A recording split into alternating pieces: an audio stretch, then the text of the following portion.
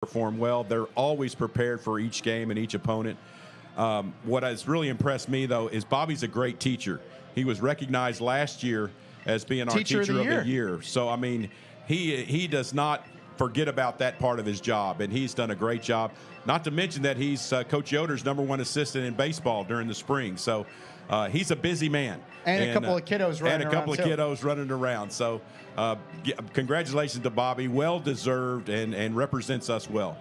Absolutely. And by the way, speaking of great representation, Highland Park's doing great across the board in every sport. The Game On Sports is going to have coverage of Highland Park basketball this year, getting started here in just a few days. And let's give a little preview of HP Hoops with David Peeler. Should be an exciting team this year for the Scots.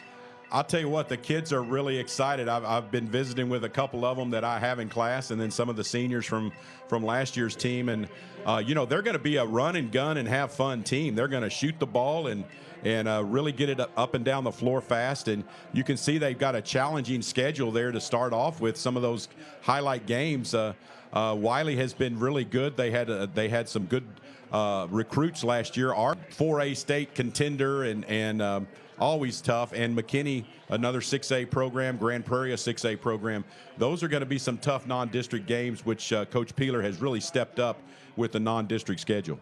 It should be a lot of fun as HP basketball is right around the corner. I believe that the girls are getting started this evening with HP basketball. We're going to talk to Will about what golf, band, certainly volleyball is right in the heart of a playoff push right now. So great results all across the board for Highland Park athletics, and certainly great results here this year for Highland Park football, as right now they sit at number 3 in the 5A rankings. And let's take a look at the rankings according to Dave Campbell. Texas football, Denton Ryan still sitting right there at number 1. Now both College Station and Magnolia West making their first appearance in the state rankings this year. They both reside in District 8 5A, so those are potential playoff matchups a couple weeks down the road. Will Washington, what do you see when you look at the 5A rankings? Well, we're getting to the point we can start looking at it a little more seriously now as it starts taking shape. I mean, I've been saying it for a few weeks. Team that really, really interests me is that College Station team. That's a really good team. Coach Clark's been talking about the way they've grown. And Jeremy, who will be with us tonight, has done some research on College Station, just talking about the talent that they bring back. So that, to me, that's a game that I think you definitely have to circle as a potential option, but definitely some really good other talent in that area as well. Yeah, as they introduce many of the Scott seniors here tonight, let's take a look at the playoff picture in 8-5A. Now, things are interesting over there southwest of here as, like I said, College Station and Magnolia West, both undefeated on the season. They will play tonight. So we're going to figure out who will be the 1 seed from that league this evening. But New Caney and Magnolia both sit there at 5-2. The way things will play out here, Highland Park will play the 4th place opponent, whether it be Magnolia or New Caney, next week right here at Highlander Stadium. What do you say about that, David Clark? It's always great for the Scots to host a playoff game or have a home game period, because we know how tough they are at home. It's going to be a tough opponent. That is a very, very competitive district. You can see that the 4th place team is going to have a district record about 5-2 or probably 5-3. No matter what. I like the idea that Mag West and College Station are going to settle that 1st place on the field tonight, and that's going to be neat. Who else is playing tonight? Going back to the state graphics, and that's Denton Ryan and Lone Star are going to settle that district tonight. So a lot of things will unfold here in Week 11 as we get ready for Week 1 of the playoffs. And we've got Highland Park East set to get after it as Highland Park wants to win their district outright. And it's been an amazing run in district play for Highland Park, as they have been completely dominant here really since the existence of Highland Park football. Let's be honest about it. But since 2014, they have dominated. They have just 1 loss since 2014, and here in 2021 already clinched at least a share of 7-5A. And look at that, year after year dominance. Their last loss came to Wylie East. Let's go ahead and take a look at the next slide here on our graphics. And how about this number I put together on the bottom there? 1,821 days since a district loss. It's been 5 years. It's been since 2016, 11-4. So exactly 5 years ago, essentially that the Randy Allen-led Highland Park Scots last lost a district game. Incredible numbers from the Scots. 44-1 since 2015. Yeah, and I was part of that loss in 2016, so I remember it well. A guy named Eno Benjamin was pretty tough for Wylie East at that time. We said at the time that that loss was it's terrible when you look at the statistics like that, but really did launch the Scots into winning 6 straight games. Kind of woke the team up. They were not practicing well. They were not playing very well, and then all of a sudden they got the wake-up call, and you realize that.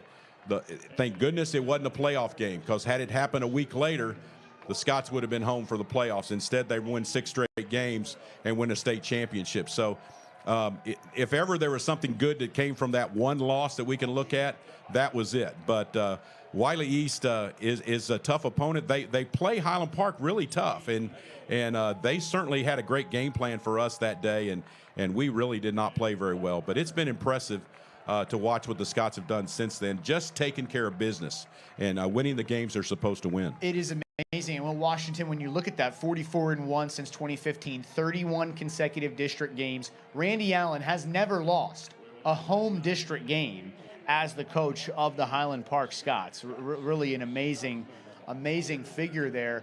But Will, think about Longview, Lancaster, Mesquite Horn. I mean, they have, when you play in Dallas, you don't get to pick your schedule.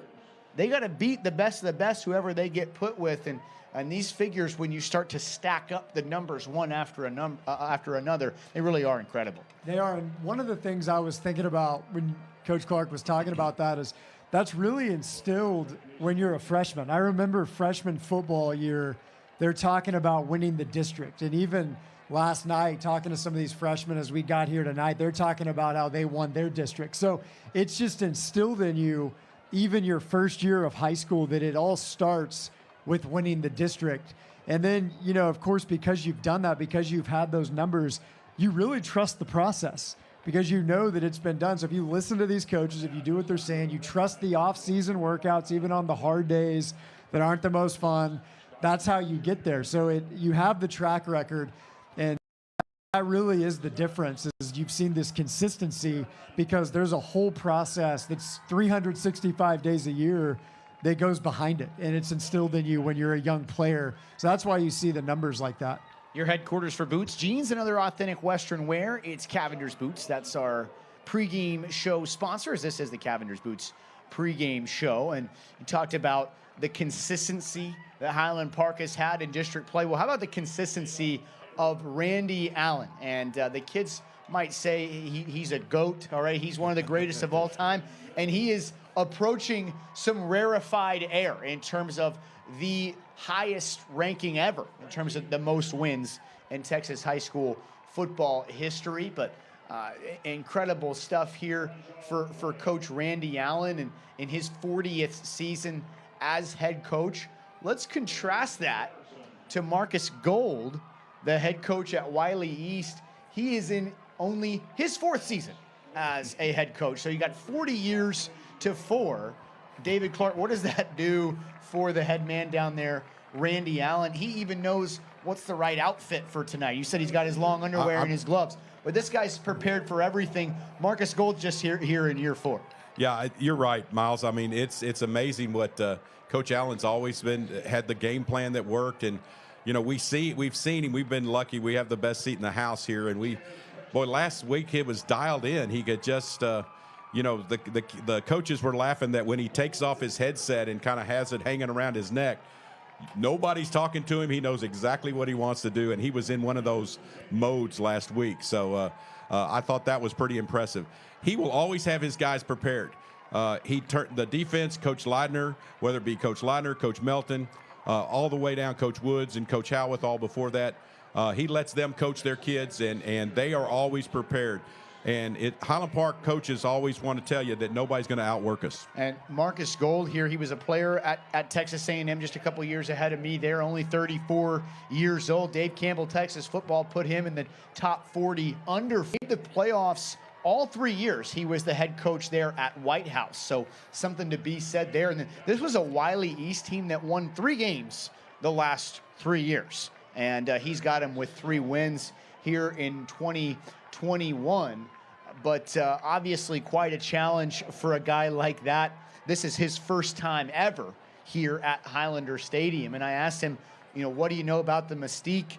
He said, well, you know, we're just trying, we're in year 1 here. We're just trying to take care of us here at Wylie East. But what kind of challenge is that for a first-year guy at a program that's been struggling at age 34 when you know, he is a very young man in this profession. Yeah, he really is, and he's in the process of kind of redefining the culture at Wylie East. For a while they've been in kind of a transition mode, and they've never really settled in. And I hope Coach Gold is that answer that gets them settled into a position and has the kids buy in and gets them believing, because they have athletes. There's no doubt that they have athletes. You're going to see a defensive end tonight that is an athlete. And so they've just got to redefine their culture, get the kids to buy in. He's the kind of guy that can do that and can sell them on it. He's an emotional guy and young, you know. Yep. These kids like these young coaches. The young coaches have enthusiasm, and they really like it. You know, they're in there hitting and running and playing with them. But, you know, it's one of those things where these games don't always get won with the X's and O's. It's the Jimmies and the Joes. So Highland Park's got some serious talent, too. So they do. Let's take a look at Highland Park's win last year over Wylie East as we get ready for the Scots and the Raiders here tonight at Highlander Stadium. Last year, that one was on the road there in Wylie, and Anthony Gobriel was a runaway train by that point in the season, and Braden Shager airing it out here. Yeah, Shager had a great year, and this was kind of the culmination of a great There's Will district play. There's Will Pettyjohn right there. Whoever's wearing number 2 catches a lot of touchdown passes, and you can see he comes down with another one there. Will had a great game that day, and they just did a lot of good things that time, and had good running backs, much like we've had experienced this year.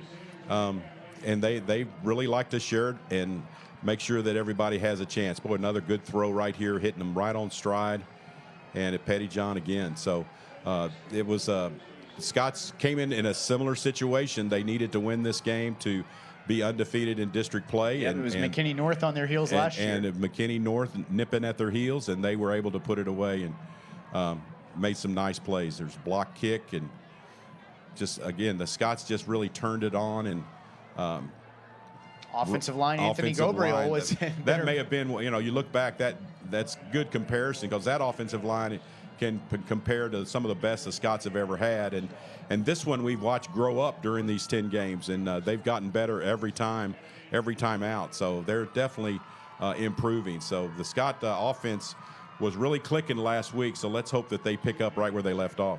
Let's talk about the matchup tonight. Wylie East has been an up and down team. They've played really good halves. They've not really been able to put it together. A couple players I want to mention here. Terrell Washington, number 1, Terrell Washington Jr., number 1. He's going to play quarterback, but he's also the team's leading rusher and leading receiver, okay? And then Anthony James on the other side is committed to Texas A&M. He's a top 100 player in the country and had offers from Georgia, LSU, Ohio State, you name it. So what do you think of those two guys, David Clark? Well, I was talking to one of my students who happened to be playing across from some of the A&M talent there, and he said the guy's for real. He's good. He's big and strong and fast. He's worth the recruiting. So look for him to be a real player. And again, Wylie East has had moments where they've really played well. They've scored, and a lot of times they're losing these games late in the second half when they kind of run out of gas, I think, in a lot of cases. So right depth. I think that they'll give the Scots a fight here. they're going to come out and be fired up, and it'll be the Scots need to start fast like they did, and really like they've done the last couple of weeks. Yeah, they've been dominant in district play. Highland Park is outscoring opponents 70-10 in district play. Will Washington, they want to get out to a good start tonight because those seniors want to get other guys in the ball game, and with all due respect to Wylie East, that's certainly a big part of their emphasis tonight. Play well, get out of the game. No question. I mean, one, you got playoffs next week, so you want to be crisp. You want to go in feeling confident. But like you said, even talking to some of these guys this week and last week as they've kind of gotten ready for this run here, they want to see those guys get in the game. They've been playing with these guys for years. They practice with them, and they are really excited. And I think one of the things that's fun for me being on the sideline for senior night, I get to see this every year, is it might be the most excited sideline of the season. The guys go crazy, the starters. You have to hold them off of the field because their friends are making plays one more time here at Highlander Stadium. So when that starts to happen, you got to pay attention to the energy on the sideline. It's a lot of fun to see these guys get a shot and get to make some plays here one more time in front of the home crowd. Check out the new JRC and Sons collection of handmade boots only at Cavender's. This has been the Cavender's Boots pregame show. We'll be right back with some football.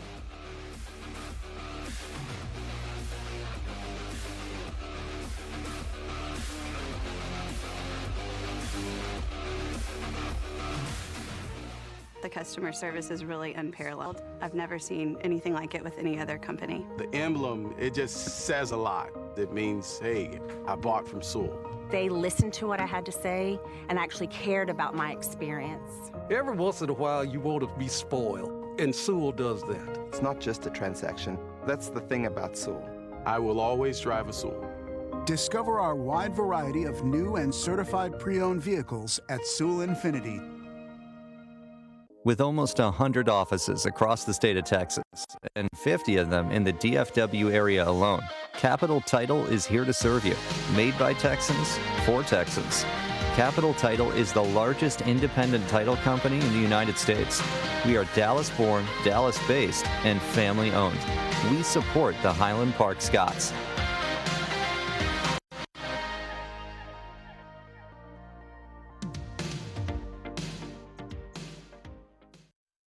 From the excitement of Friday Night Lights to the thrill of the Texas State Fair, traditions are what unite us as Texans.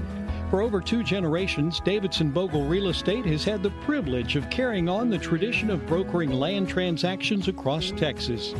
Whether you're looking to score an investment opportunity, buy a ranch, or lease industrial space, Davidson Bogle Real Estate is the foundation to get you started. Land is our business, so let us help you build upon Texas tradition. Visit us at db2re.com to kick off your land search today. And as always, go Scots. Our name, Residential Capital Partners, reflects who we are and how we treat our customers. At Residential Capital Partners, we are dedicated to helping our customers build wealth through real estate. Residential Capital Partners, America's private lender. Determination on the field breeds determination in life. Discipline needed on the court will be the same discipline that gets the job done. That's why Tailwater Capital is a proud supporter of the Highland Park Athletic Program, the winningest athletic program in the state of Texas. 11 Lone Star Cups, 112 state championships, and a commitment to excellence that serves its players for a lifetime. From the locker room to the boardroom, Scots find a way.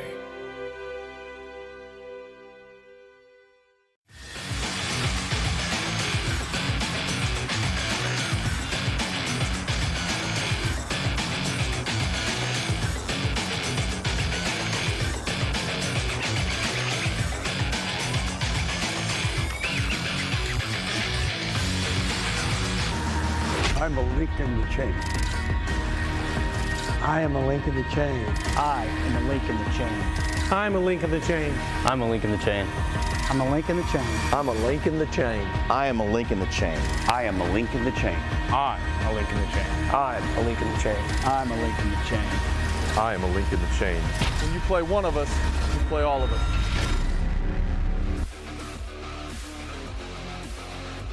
The district title is in hand. Playoff seedings are clinched. But for Highland Park, the regular season isn't over yet. It's a chance for the Scots to play one final time in front of their home fans on senior night. It's the Highland Park Scots and the Wylie East Raiders, presented by Game On Sports. Kickoff is next.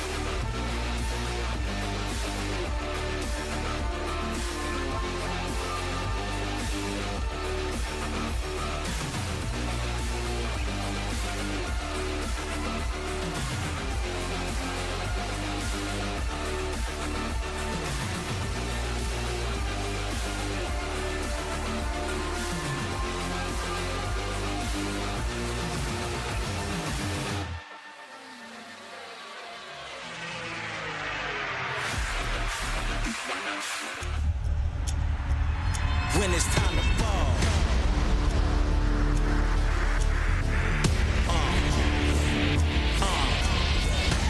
For John Robinson, holds it in. We ready for war. Highland Park. The city's behind us.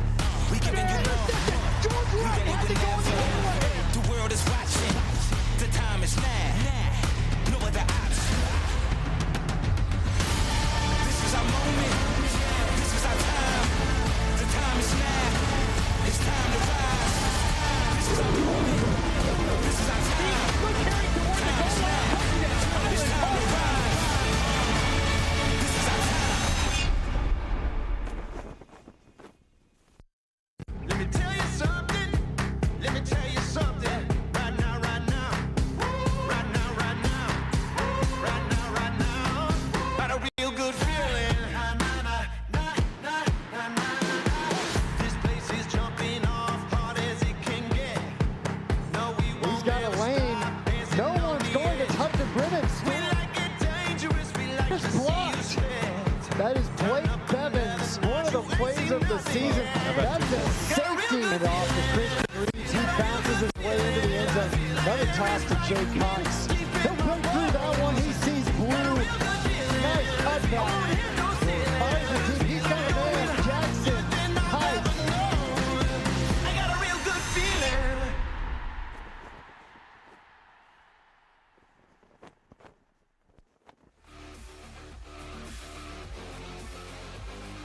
Welcome back here to beautiful Highlander Stadium on a crisp fall evening for high school football. 116-2 are the Scots inside Highlander Stadium since October of 1998. My name is Miles Duncan alongside the coach, David Clark. We got Will Washington and Jeremy Beedling down on the sideline as tonight it's Highland Park and Wylie East. The Raiders, the last team to beat Highland Park in district play. It's been 1,821 days or so since that game about 5 years ago, David Clark. But Highland Park tonight, none of these guys remember that game or know anything about it. It's about taking care of business tonight, winning that district outright, and having a good show tonight on senior night. Yeah, it really is. And we mentioned in the pregame, this is such a big night for so many players. You've got to love the seniors and the ones that have stuck it out in the program. You're going to see some names and numbers that you may not have seen all year long, but they've been there and they've worked, they've sweated, they've been up here on weekends, they've lifted weights, they've run scout team, they've done all the things that every player in the Scott tradition has done, and they're going to get their time if everything goes well for the Scots. It's up to those starters, those names that you've grown familiar with, to do their job and get a nice lead going for them. And Miles, I love the blue pants. You know, this has become a tradition here at Highlander Stadium for senior night, where the Scots are able to wear their all blue, kind of a throwback to the old days like mine. It is a beautiful night here for football at Highlander Stadium. We have a couple of sideline reporters tonight with Will Washington and Jeremy Beedling down there. Let's have Will tell us about the weather this evening. Yeah, Miles, it is a cool night down here. It's about 54 degrees right now. It could get into the 40s as the game goes on, so definitely the coldest environment these guys have played in so far. You're going to feel the hits a little bit more tonight. Cold weather here down on the sideline. Thanks, Will. That's our New York subs. Weather report, Scots and subs, a tradition since 1974. And there's a good look at the great Randy Allen. And he's got on gloves and certainly ready to go for the cooler weather this evening, as it is about that time of year. Wylie East runs out of their impressive blow-up tunnel. David Clark, I'm going to ask you, give me a 1 out of 10 on the Wylie East inflatable. I like that one, Miles. With 10 I think being the that's high. great. That's higher than the visitor side of our stadium. So, I mean, it's one of the bigger ones. So I'm going to give it a 8.5. 8.5. Solid score there from David Clark. As you look at the Scots, they're going to come through their traditional banner. No inflatable for Highland Park.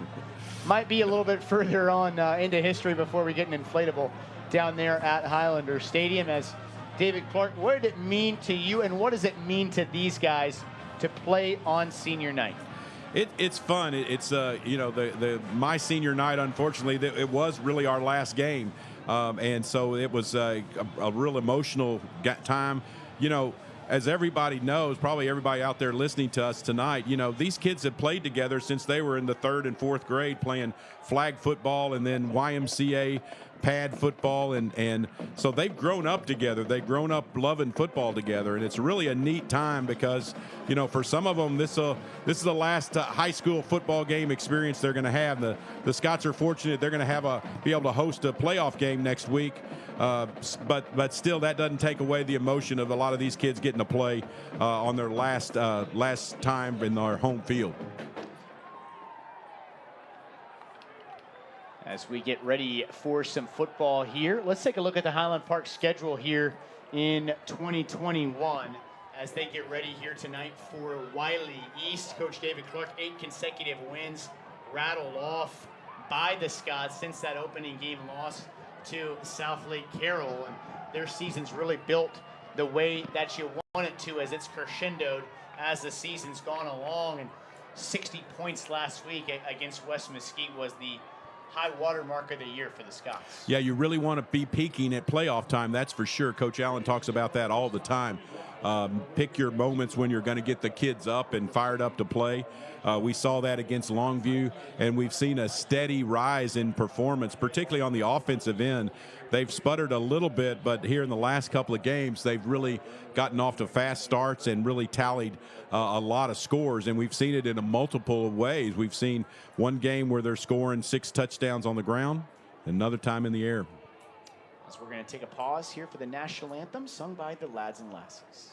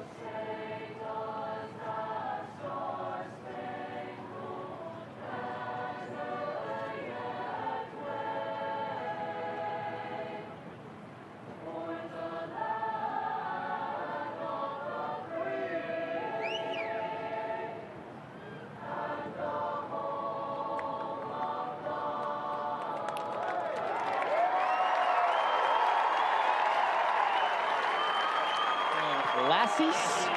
By the way, we got to give some love to Dylan Woodward and Vincent Frizzell, both singing with the Lads and Lassies. We're going to see Julius Lee later play with the band. So a couple of throwbacks there. David Clark. Of course, we got to thank our Cavender's Boots pregame show sponsor and our weather report, New York Subs and Peggy Sue's Barbecue. Fine Texas barbecue since 1951, and you can get that to-go barbecue inside of New York Subs. Scots and Subs, a tradition since 1974. David Clark, give us a couple of keys to victory tonight for the Scots as they want to move to 9-1 here in 2021. I think for the Scots, they got to keep their game plan of starting fast and being balanced. We saw a lot of the running game really coming alive the last couple of weeks, and I think that's going to be great.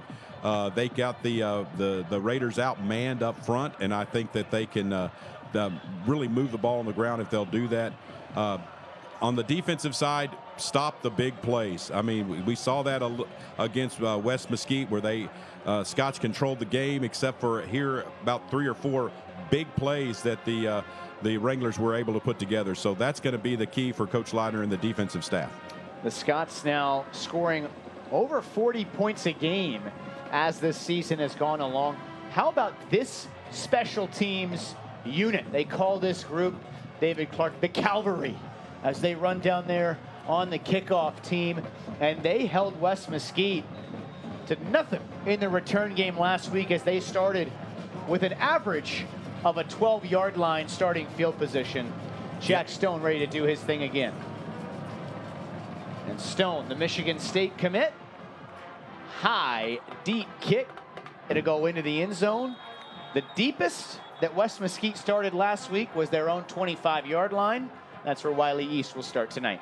Yeah, and I hate to, put salt on a wound for SMU fans out there, but you saw the importance of having a kickoff guy that can kick it out of the end zone and go down and cover. But that's a huge play in the game. And again, it's just one that you don't talk about because nobody did anything, it looks like, except Jack Stone just kicked it out of the end zone. So again, no big plays coming from the kicking game for Wylie East here to start.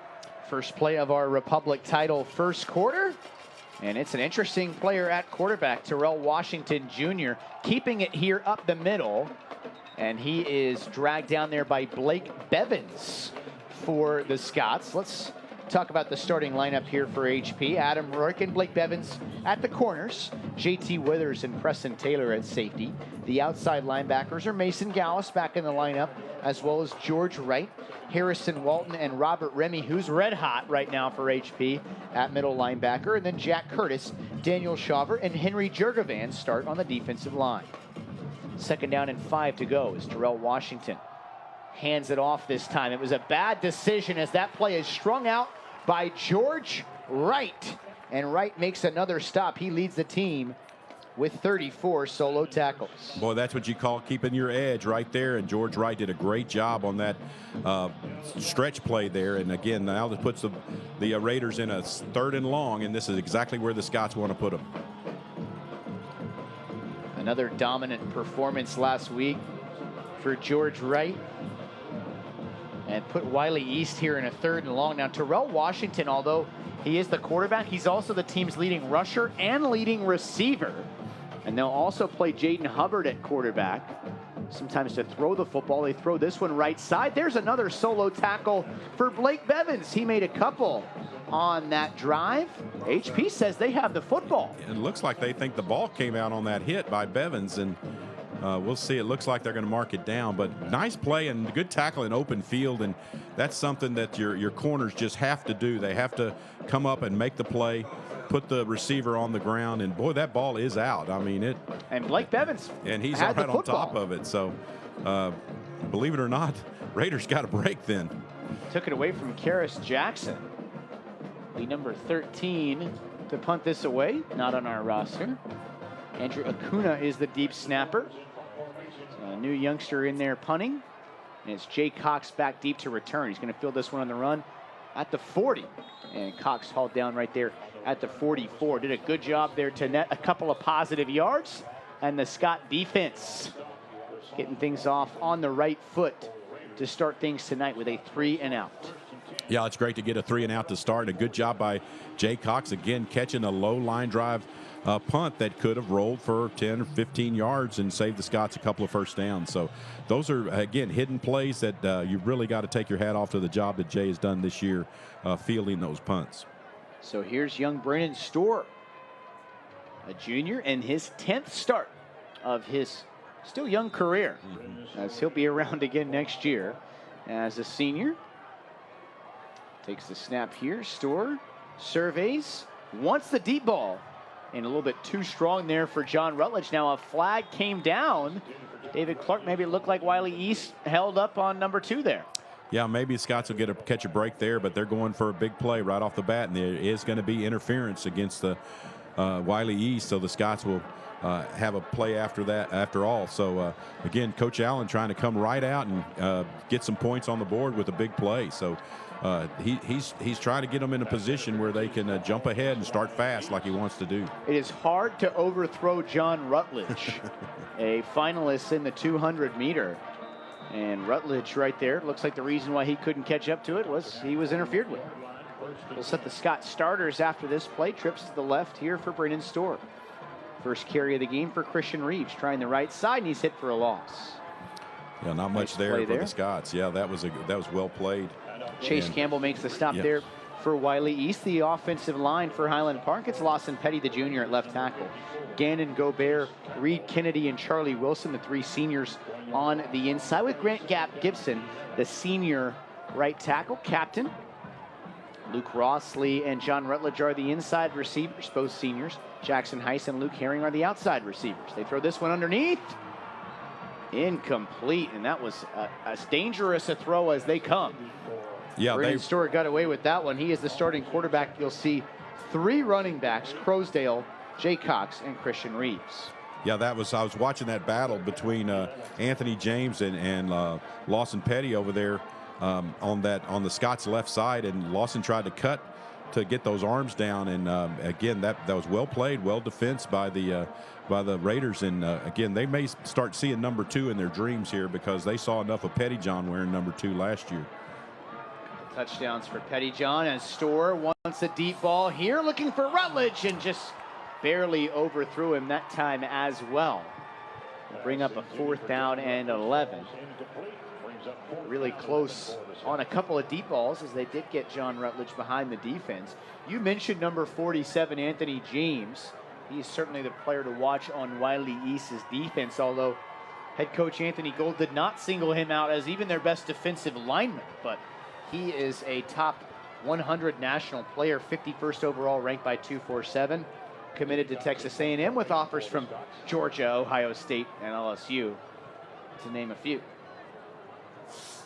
Good deep snap here from Brady Dotrieve. It's still Jay Cox doing the punting. And this one will go inside the 5. Can they down it? They did! Inside the 1. How about the Scots special teams? That was a great job and a great kick by Jay, and Scots did a super job getting down there to cover. Liam Fisher. And is it Liam Fisher that got it? 27, Liam Fisher able to keep it in for Highland Park. Yeah, what a... Get it right there to the deep snapper, Brady Dotrieve. See if they can set up a safety for the second consecutive week. Last week, Harrison Walton got West Mesquite in the end zone. Yeah, we've seen this kind of play out. The Scots get their opponent deep in their own field position, and the Scots come away with some points. So we'll see what happens here. 2 weeks in a row, one of their offensive backs kicks it down inside the 3-yard line. Handoff. Look out. Oh, Washington still got it, and he's loose. There goes Terrell Washington. Adam Rourke giving space. He'll catch him at the 25. Still a 75-yard scamper. The leading rusher, receiver, and passer for Wylie East. Yeah, that was a great call. Look, all the Scots seem to go one direction to the running back, and Washington is all by himself, and he shows some speed. But tell you what, give Adam Rourke a little bit of has a little bit of speed too, and he was able, could have been a 99-yard touchdown run. But let's see if that play comes back. That hustle play from Rourke really comes out to be a big one for the Scots. We have seen some great hustle plays this year by the Scots, and that one of them right there for sure for Adam Rourke. Thought that might have been a 99-yard score. Handoff up the gut. That goes to Brandon Nurse. 4 yards a carry for Nurse on the year. 82 attempts, 329 yards. Daniel Shawver makes the stop. He's been excellent for the Scots at that nose guard position, taking up some blocks, and makes his 26th tackle of the year. Scots really need to bear down right now and stop the Raiders here. Don't want to let them jump out on top and start getting a little confidence and a little momentum here on senior night when everybody's excited in this whole stadium about seeing a lot of different Scots play tonight. Wylie East won their first 2 games, and since then they are one of their last 7. They hand this one off. That went the wrong direction. There's Jack Curtis flexing his muscles for the first time tonight. Yeah, what a great job by Jack. And again, credit to Scots and probably George Wright staying home and sealing the edge, and there's nowhere to go. And Jackson is forced to cut back, and hello, number 95 is there to say hi to him. So that's probably ought to look another direction to go there. How about the numbers for Curtis last week? 3 tackles, 3 for a loss, a sack, a forced fumble, and a recovery. He had the hat trick where you get the sack, the fumble, and the recovery. That's big time. 11 new helmet stickers for Curtis after the West Mesquite game. Timeout taken here. It's an Origin Bank timeout taken by Wylie East. Their first of the game, Bank Original, with 2 convenient locations in the Park Cities. First time tonight, we're chatting with our white hat down there, Nathan Maxon. It is a Dallas Football Officials Association officiating crew. We always got to talk about the white hat for no other reason than you're and I friend, both of our friends there, Guy Frazier. I know he's a big white hat fan, so got to get Nathan Maxon on the broadcast there. We just want him not to be the one that talks all the time. We want to have a penalty-free game if possible, so that'd be important for both teams, I think. So 3rd down and 13 upcoming. Highland Park trying to win their 9th consecutive game of the year. Scots clinched the first seed in the District 7-5A 1 week ago with that win over West Mesquite. And they will take on either New Caney or Magnolia. We'll talk about that a little more as the game goes on. It's 3rd and 13. Washington in a whole lot of trouble. Oh, man. Spun out of it. Terrell Washington into the end zone. Touchdown Raiders. Boy, that was all Terrell Washington right there, Miles. He juked and fooled a lot of Scots. Looked like he was bottled up completely, and he was able to break free and turn in what looked like a negative play into an extremely positive play. And what a great start for the Raiders here with their own 3 and out, and then a nice 99-yard drive to cap it off with a nice run. And I'd say Terrell Washington had a lot of those yards. Yeah, it was a 4-play, 99-yard drive that took 2 minutes and 20 seconds off the clock. So how about Terrell Washington Jr. this year? over 1,000 yards rushing. That's 7.5 yards a carry and 13 touchdowns. Passing, just 38%, 267 yards, 2 touchdowns. But he is also the team's leading receiver. How often do you see the quarterback as the team's leading receiver? 16 catches, 268 yards, and 2 touchdowns. So overall on the year, that was touchdown number 18 for Terrell Washington. Yeah, I'm curious to see if he throws it to himself or if they actually bring in another quarterback. No, that he looked like an athlete right there, and that he did a lot. He looked like he was going to the house on the first play of the drive, and ends up making a real nice run. So you can see right off the bat here in the first quarter that the Wylie East Raiders got some athletes out here that can play, and they're here to play the Scots very, very tough here tonight on senior night. Head coach Marcus Gold, just 34 years old, won 2 letters at Texas A&M, and he was a top 40 coaches under 40, according to Dave Campbell's Texas Football. Made the playoffs all 3 years. He was at White House High School, the alma mater of Patrick Mahomes. But an impressive showing so far for Mr. Gold in their first ever visit to Highlander Stadium. It's a Davidson Bogle Real Estate kickoff where land is our business. Fielded at the 30, went the wrong direction. Great coverage there by Wylie East on Jay Cox. You know, this is one of those things where you better forget about all the festivities right now and get this game under control before you worry too much about who's going to play when. Scots really need to kind of get back focused on this. Maybe need a big play out of the offense to get things going here. So this is refocus time right now. Just missed a couple of big plays on their first drive. A couple long shots to John Rutledge. Wylie East broke the huddle with 12 guys. They got 1 off the field. First handoff of the game here to Ben Croasdale. I've been a big fan of Croasdale's game this year. Got in the end zone once last year. 5.5 yards a carry and 5 touchdowns. Sorry, that time he got in the end zone was last week. He's been an excellent blocker for Highland Park. Reeves is their top runner. Cox is their top receiver. And Croasdale arguably their best blocker. Storr throwing on the corner route. There's Rutledge. Went up and got it across midfield.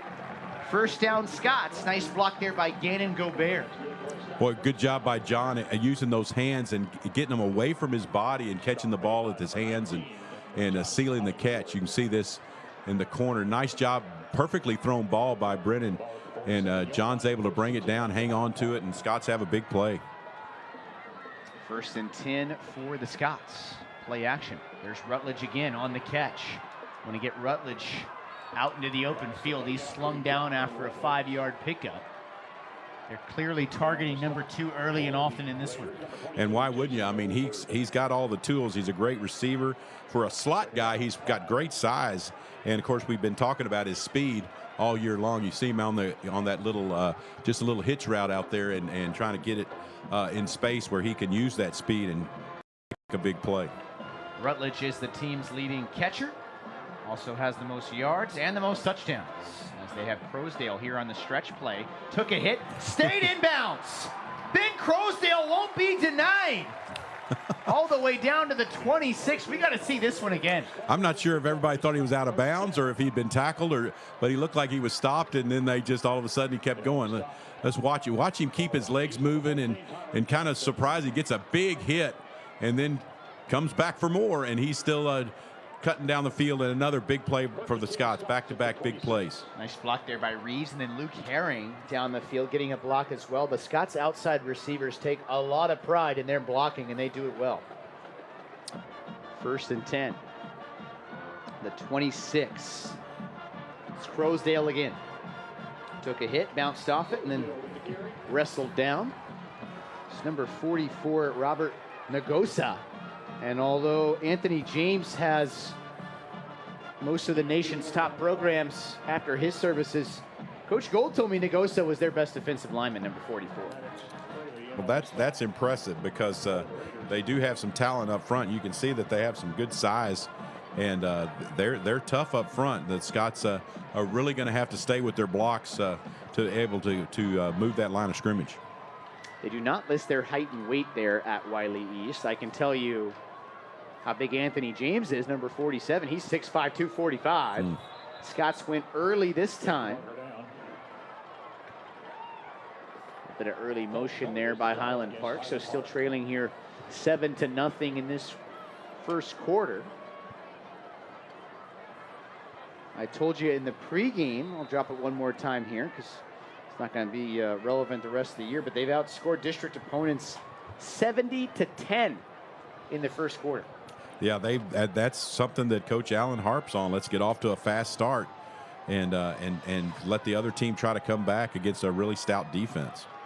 As part of their MO last year was fast starts. Storer has plenty of time here. Now he takes off right side past the line of scrimmage. He'll pick up the 22-yard line. Gannon Gobert leading the way again.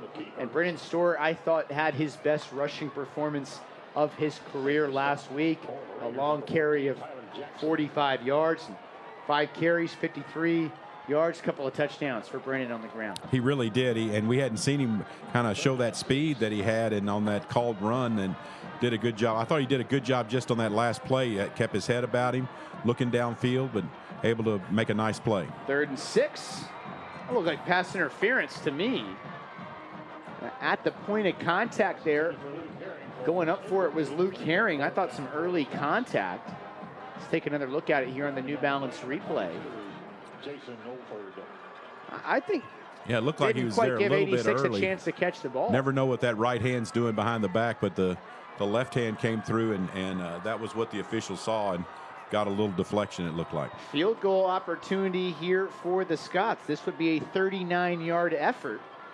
Snap from Spencer Bell, hold from John Rutledge. Jack Stone, the Michigan State commit. Plenty of leg. And that one's good. Jack Stone with the first score of the game tonight for Highland Park. Make the new score 7-3. Let's go downstairs to Will Washington. What's up, Will? Hey, Miles, one thing you can tell, the Raiders have done their homework, because towards the end of that drive, you could tell each play they were communicating to get multiple guys on John Rutledge. They were trying to hit him right after the snap and then getting multiple guys trying to cover him. So it'll be interesting to see if they try to spread it out to some other guys, if double covering him leaves some other guys open here. Thanks, Will. And Jeremy Beedling also has something for us down there on the sideline, the 4th member of our team tonight. So we all know the Scots dominate on the field, but they also dominate on the court with the 6 in a row state championship for the tennis team. Let's talk to some of the coaches here. How great of a program do we have here for the Highland Park Scots? We have a wonderful program here. I mean, the kids work really, really hard, and they come out every year in and year out, and do their best to win a state title. So it's a great program with a lot of tradition. And what do you have to say with just the dominance of the tennis program moving forward for our Scots? Well, I mean, they're just kids keep coming out working hard. The younger kids see what the older kids do, and they just kind of keep doing the hard work and just hopefully keeping up the tradition that we upheld. You know what they say, tradition never graduates. Thanks, Jeremy. Another good deep kick there from Jack Stone. A couple of good Willow Bend Mortgage Company sideline reports. Your home for a way better mortgage. And we're going to talk to Will and Jeremy really throughout the night about all of the different sports that they have humming right now at Highland Park. It really is amazing across the board. All they do is win, David. so right. The girls volleyball is heading to week 3 of the playoffs, #1 in the state. Cross country is at the state meet, and I mean, they just keep doing amazing things in everywhere you look. So all the way to ACDAC, and just again, it's an impressive thing. Finished 5th at state. Band was 5th at state out of 200 and something. Ooh, this play is blown up by Highland Park. Jack Curtis makes another stop.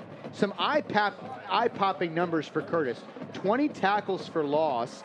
7 sacks. He's now got 3 batted down passes, 3 forced fumbles, a couple of recoveries. The biggest number, though, 38 quarterback pressures for Jack Curtis here in 2021 as he makes another TFL. You know, he's just one of those guys you just circle and say, this guy's a football player. And seems like there'd be more need for football players at the next level, too. I'll take him on my team at whatever level. So they want to throw right side. This is the backup quarterback. And that was number 5, Jaden Hubbard. Now, Hubbard is their throwing quarterback. Hubbard, 3 touchdown passes, 5 INTs. Washington is more of a 38% completion guy. Hubbard closer to 50%, and he had some nice zip on that one. That was a well-thrown ball. That was in between the corner and the safety, you got a little small window there, and he did a good job. Hubbard did a good job of hitting that. So when Hubbard goes in to play quarterback, Terrell Washington goes to play receiver. So now, he's at the bottom of the screen in the slot. Look out. Handoff here, and there goes Tristan Lee. Lee down the sideline into the end zone. A 59-yard run, and Wylie East has a 2-score lead on the Scots. Yeah, they don't know it's senior night here, evidently, and they're not supposed to crash this party, but boy, they are off to a fast start. They're the ones that are getting this fast start going. So, again, like I said before that last series, the Scots got to refocus right now and take care of the business at hand before they can worry too much about the rest of this game. So again, that's just another shot in the gut by the Wylie East Raiders. Weston Waters. Where's number 37 for Wylie East? He is a top-ranked kicker. Will definitely kick on Saturdays, but it's a different youngster they got out there tonight, or at least a different numbered jersey. So number 13 puts that one wide, I believe. So still 13-3.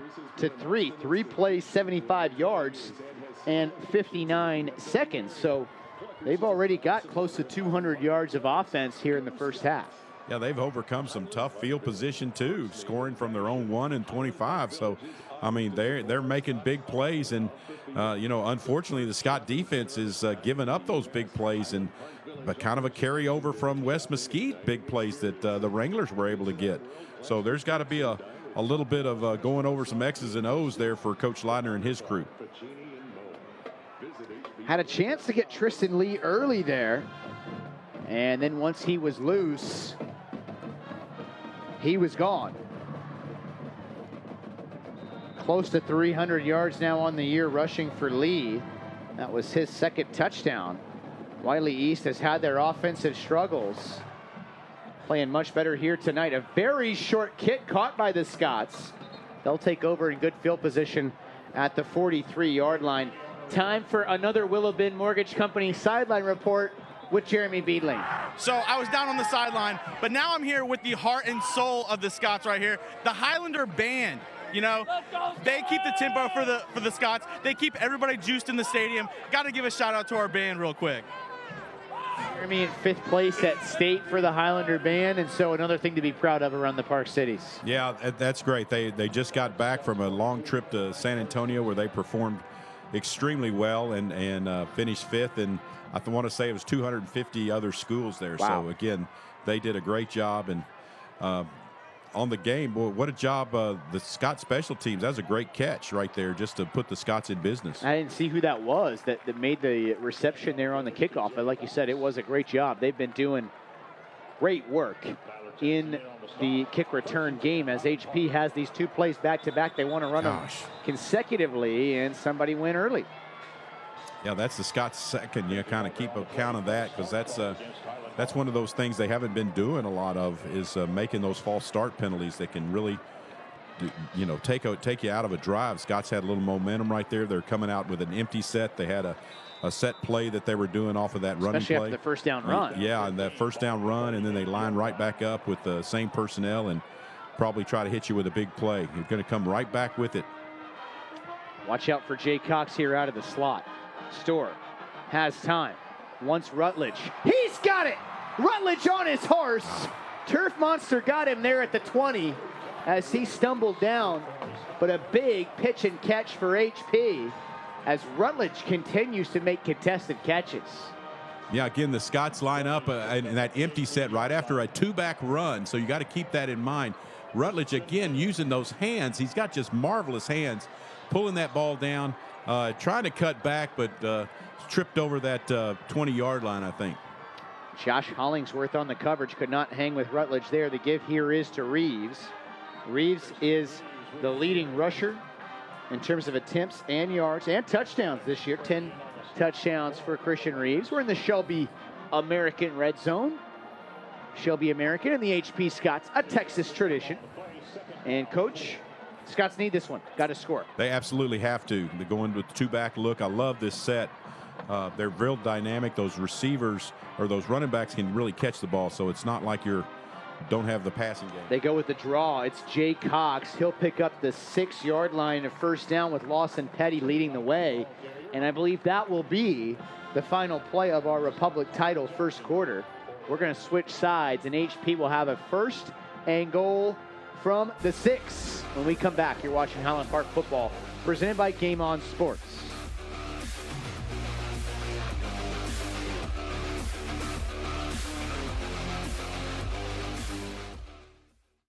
If you're looking for the definition of service, I'm sure Sewell's name is in the dictionary of service.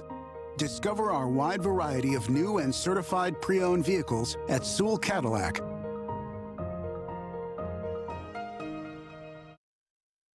Attention Highland Park Scots and SMU fans, football is back at Highlander and on the Hilltop.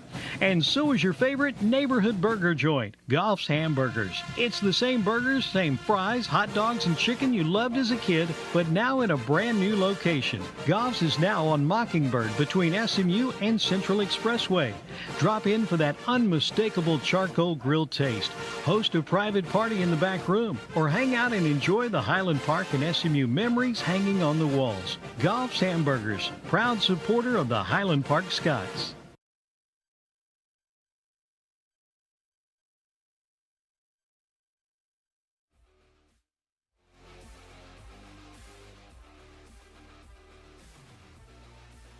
Welcome back here to Highlander Stadium as we get going here in the Alex Perry Realtors second quarter.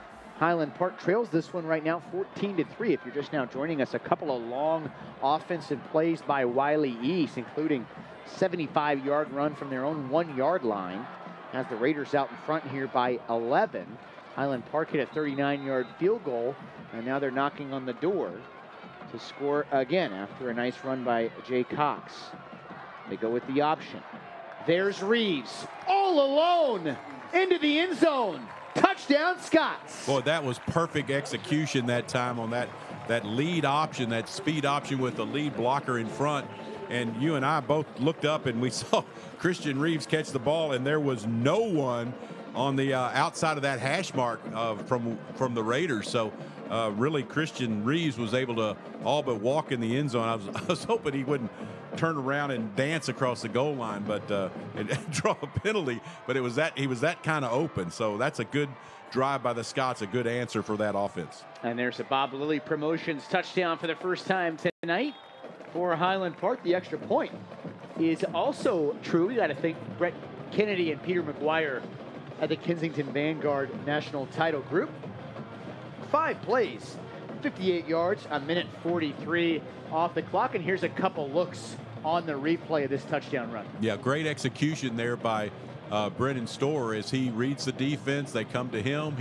And they have to come to him now because of what happened last week. He scored on that play just like that. So they come to him. He pitches the ball, got a lead blocker out in front, and Reeves is able to dance into the end zone.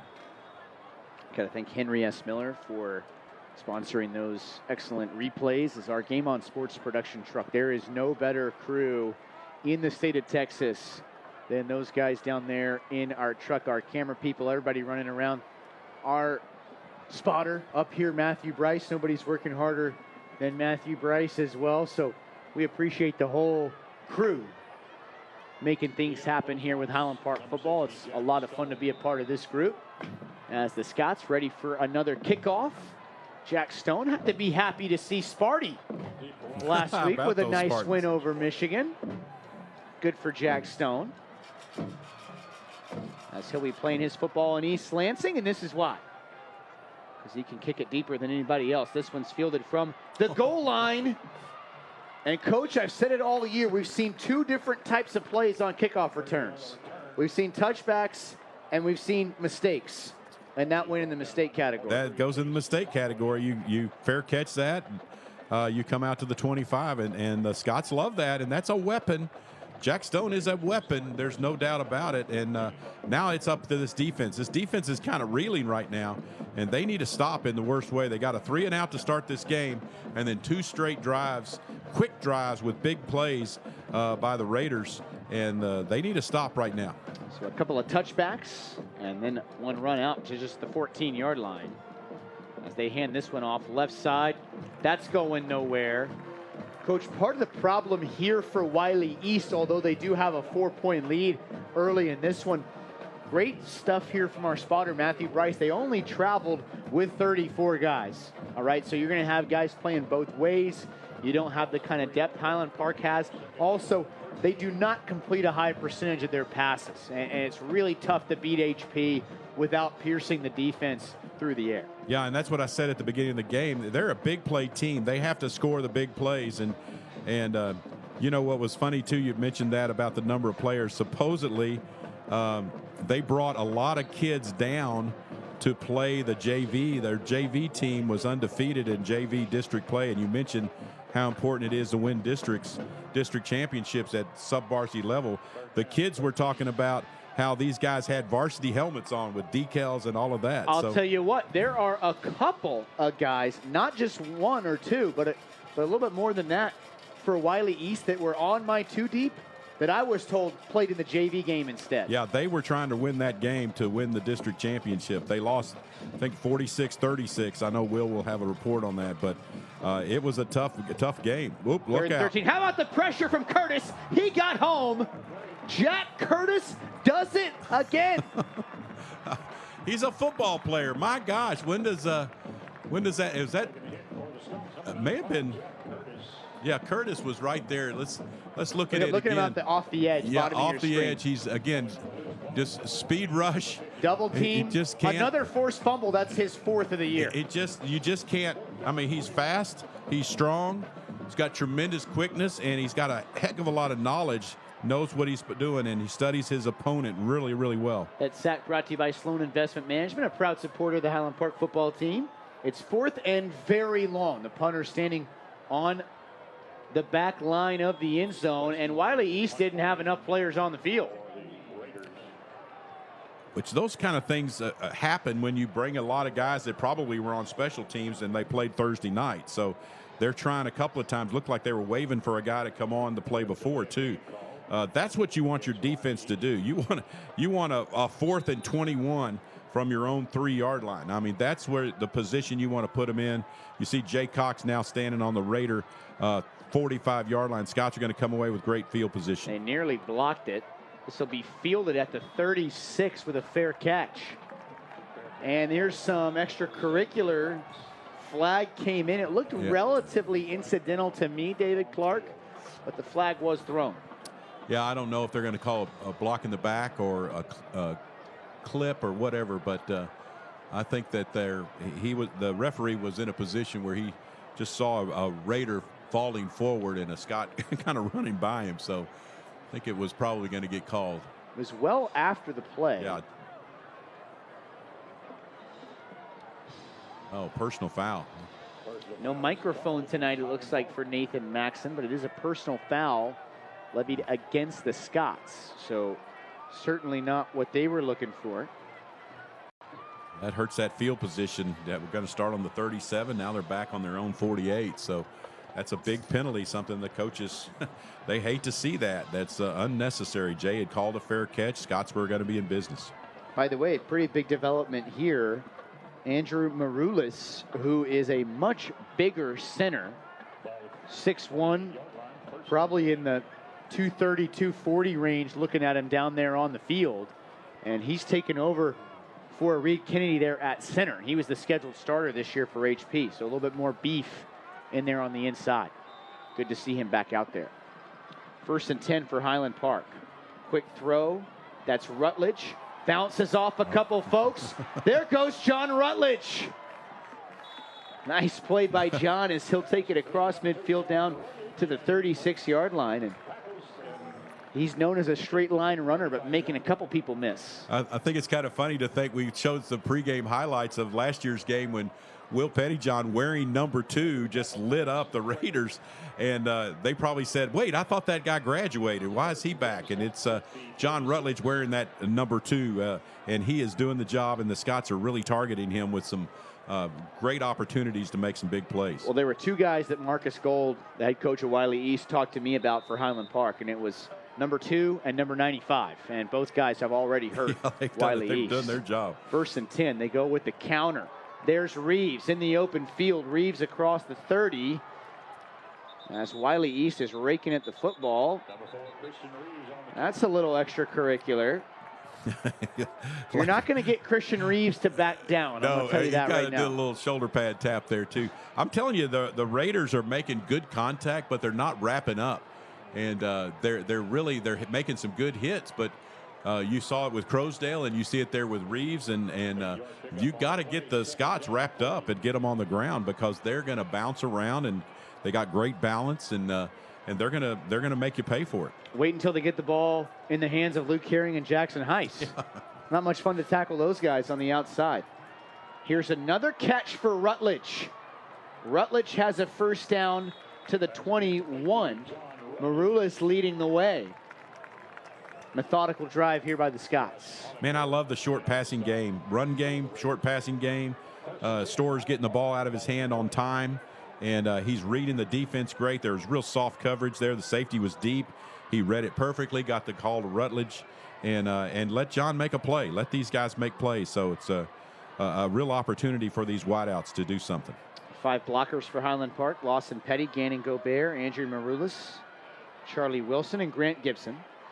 It's Crosdale in the backfield right now with Storr. They give it to Crosdale here on the counter. Right side with Lawson Petty leading the way.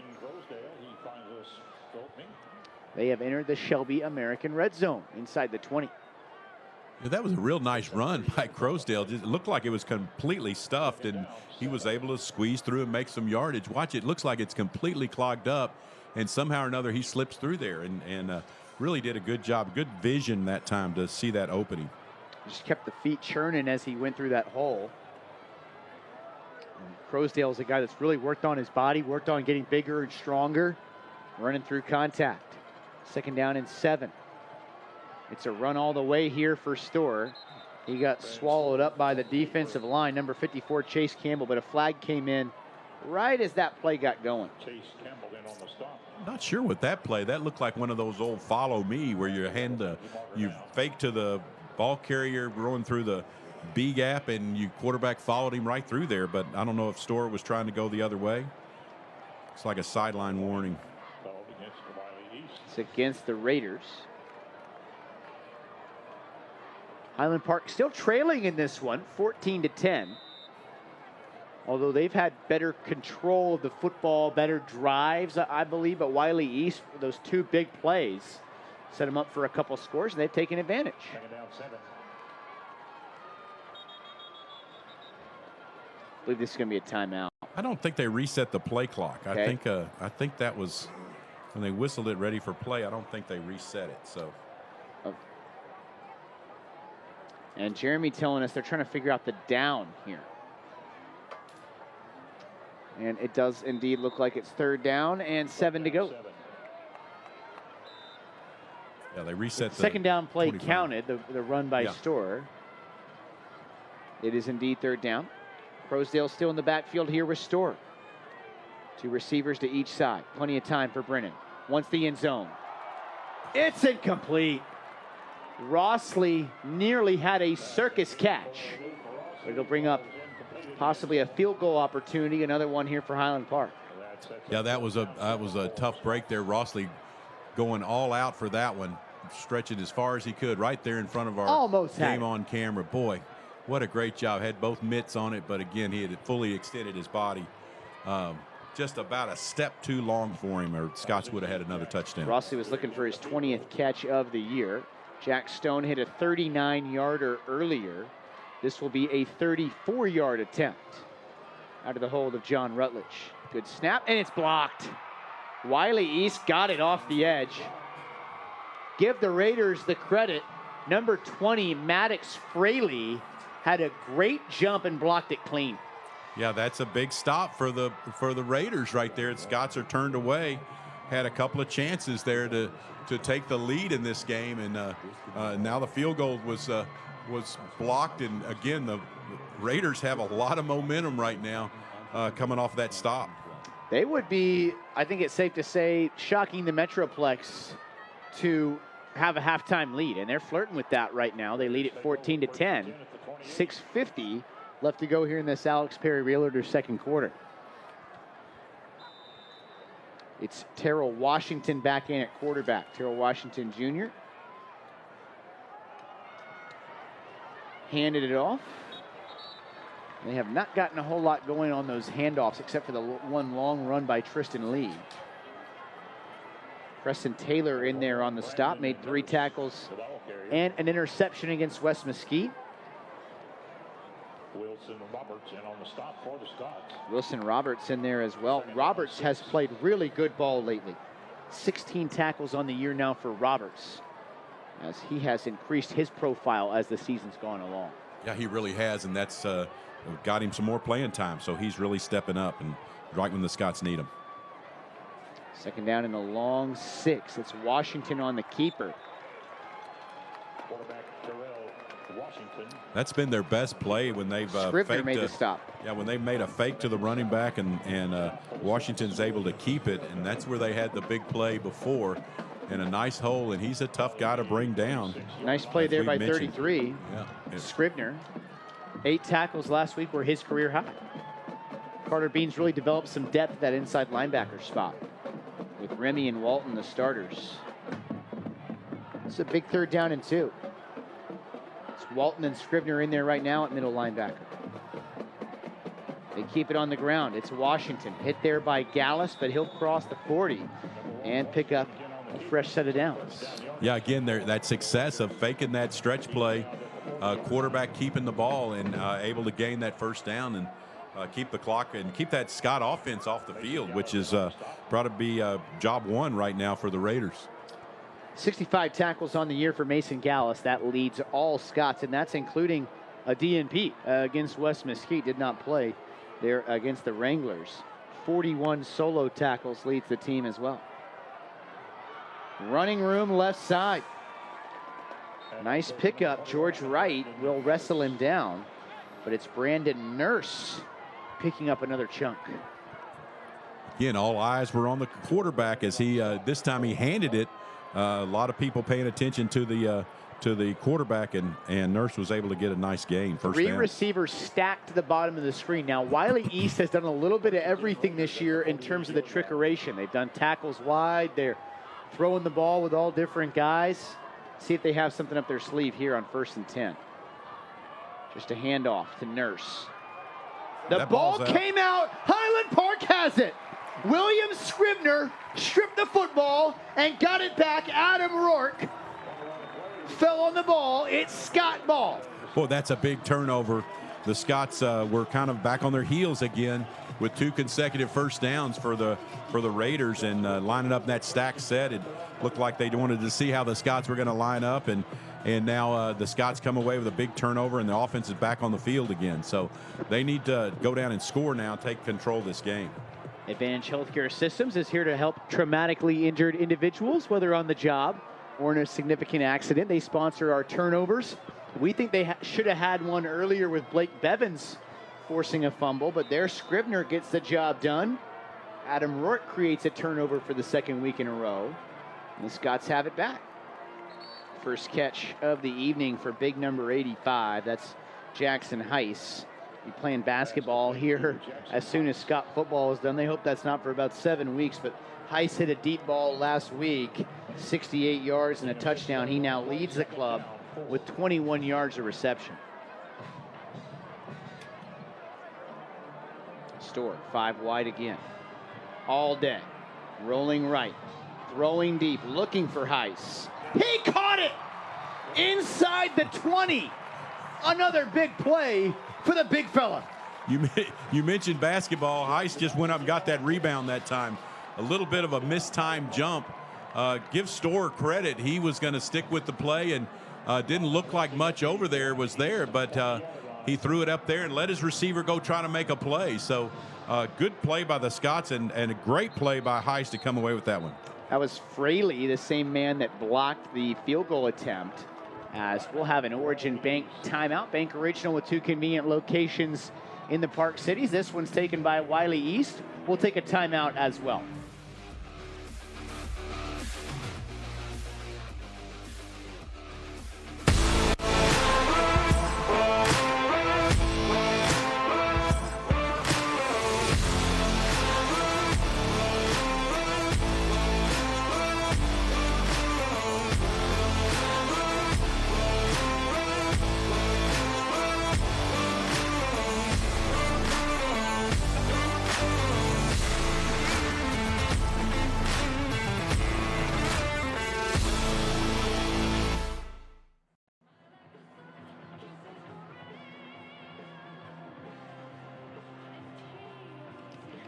(14-10). The Raiders right now lead this one over Highland Park, but the Scots threatening after a couple consecutive catches by Jackson Heiss, 6'2", 185-pound outside receiver. I just finished telling you he leads the team in yards per catch. He's been the deep play guy.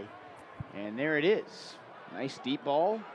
Made that catch over number 20, Maddox Fraley, and the Scots are in the Shelby American red zone. Quick throw, that's Jay Cox, and that's a late hit. Man, that was a little extracurricular activity right there. Kind of slinging him into the Number 33, Caden Roshan in on the stop. guys over there on the sideline. Yeah, Not it sure really what was. This was about. And again, I love that short pass. You ball to Jay Cox, he can do something with it. Give him a little room, and he can make things happen. Scott's staying with that empty set. 4 straight completions here for Storr. Throwing over the middle. Rutledge at the 5. Still on his feet. John Rutledge into the end zone. Touchdown, Scots.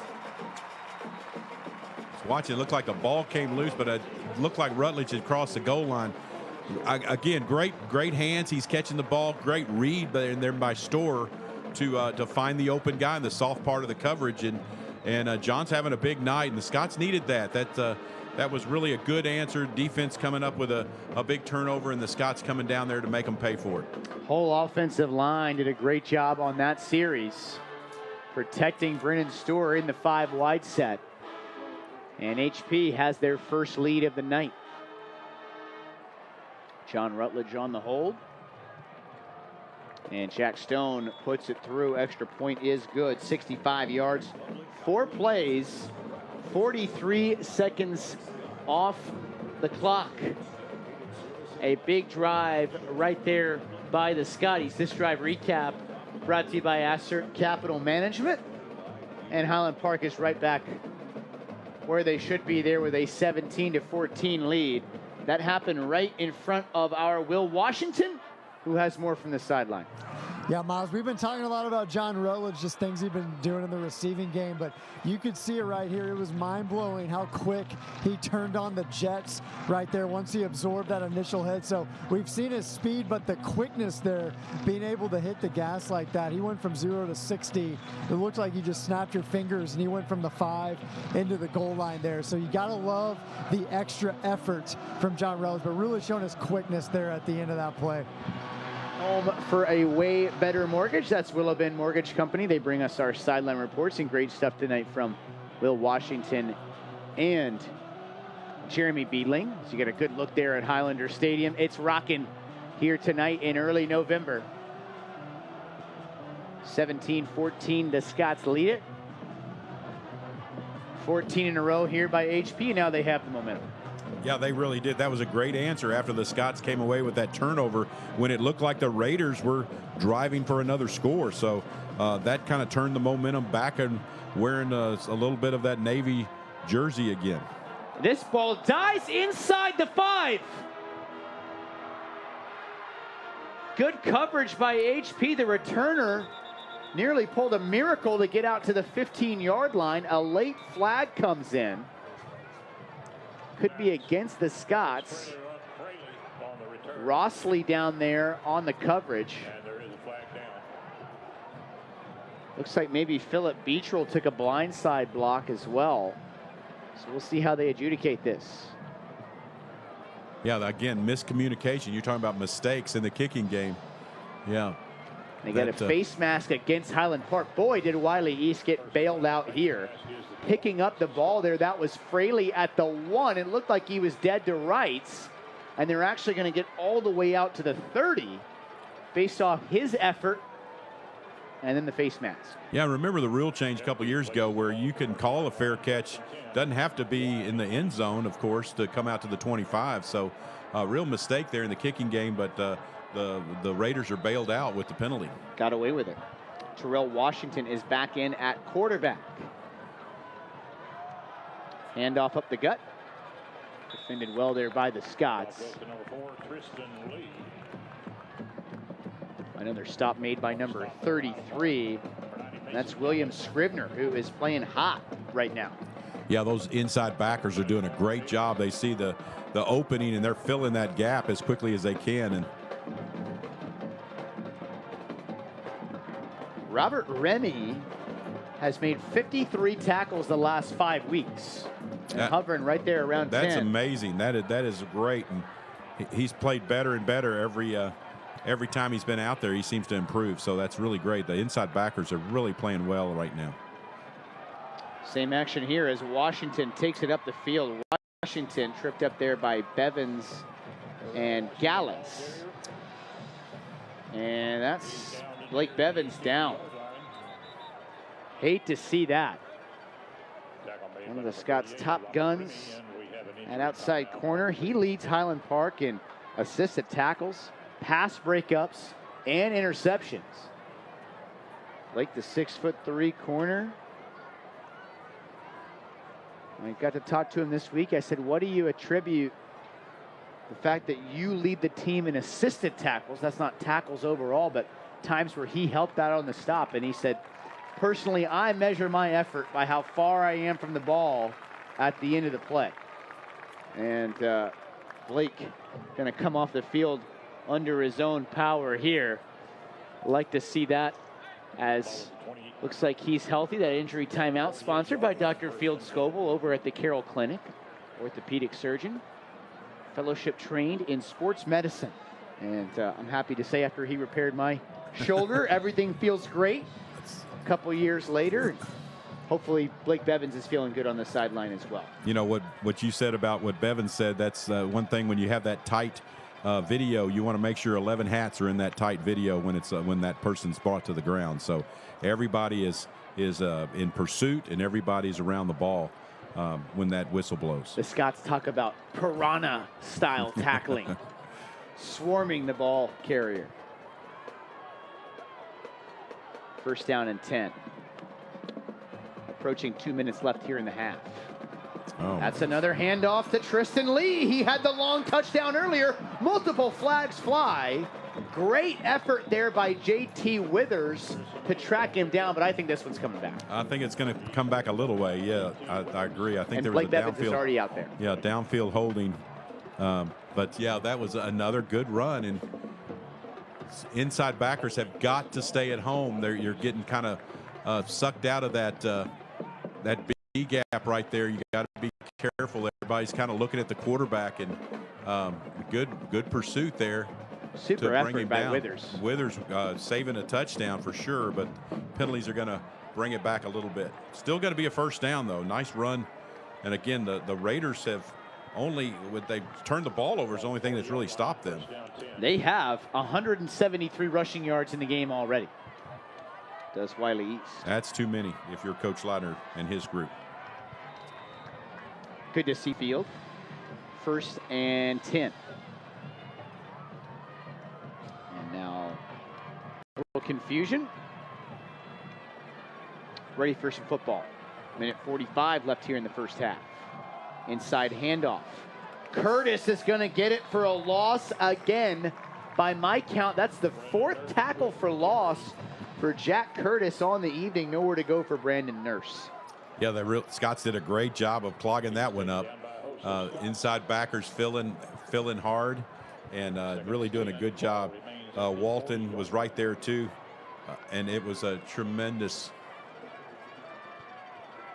Jeremy Beedling down there saying 6 guys in on the tackle there. That gang tackling they want to be about. It's Washington up the gut. Dragged down from behind. Really nice play there by Scribner. Scribner really coming around right now as a player for the Scots, and maybe their third inside linebacker, but showing off that depth.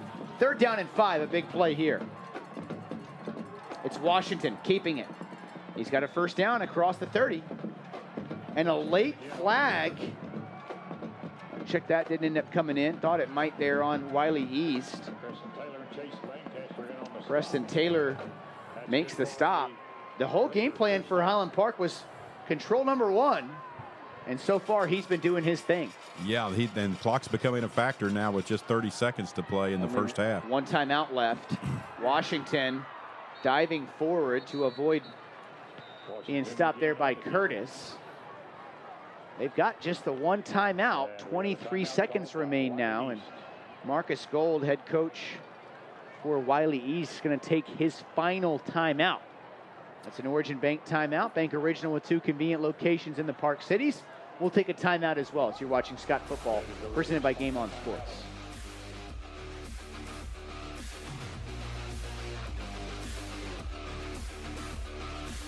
If you're looking for the definition of service, I'm sure Sewell's name is in the dictionary of service.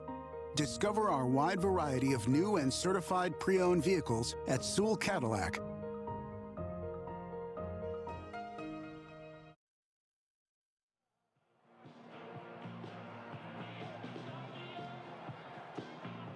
Welcome back to Highlander Stadium. 17-14 is the score right now. The Scots nursing a 3-point lead over Wylie East. And Wylie East has the football now. 23 seconds left here in the half. They're knocking on the door. They have it at the 23, but time is now a concern for the Raiders as they have no timeouts remaining. 2nd and 4. This is Terrell Washington rolling right. This could be a disaster here for Wylie East as he picks up nothing, and the clock rolls. Need to get rid of that football. Yeah, and it's 4th down. Or Wylie East is not set. Now they get rid of it and spike it. Oh, it's just 3rd down, my bad. Oops. But that gives them another play. 20 seconds. They and really never got a look at the end zone. Yeah, they wasted 2 timeouts really on personnel, getting personnel on the field in the first half. So they really paid for that and kind of stops that drive going just with the clock. So clock management. I believe this is Weston Waters, the kicker for Wylie East. Wearing number 13 tonight. He'll have a 40-yard attempt when we come back.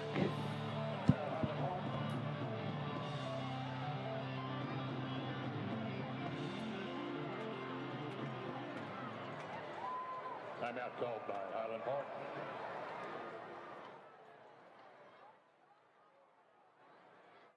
It's not a marketing gimmick. It's not a ploy. Your experience is seamless. I'm not moving anywhere that there's not a Sewell. Discover our wide variety of new and certified pre-owned vehicles at Sewell Cadillac.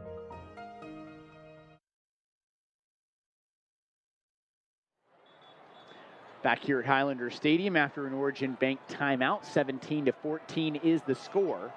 5 seconds remain here in the first half. And it looks like we're going to see a 40-yard attempt for Wylie East here from the 30-yard line, the far right hash. It's number 13, Weston Waters. Scots just took a timeout to try to ice him. They have blocked 2 field goals this year. One by Rourke, one by Beachroll, and right now it's Rourke in that gunner position, ready to take off and block it. Yeah, they may call another timeout.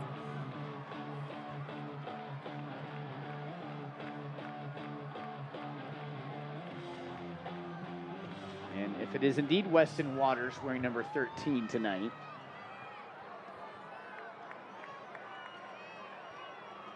he's going to have a long time to think about it. It'll be a 40-yard attempt on the far right hash. Out of the hold of Josh Hollingsworth.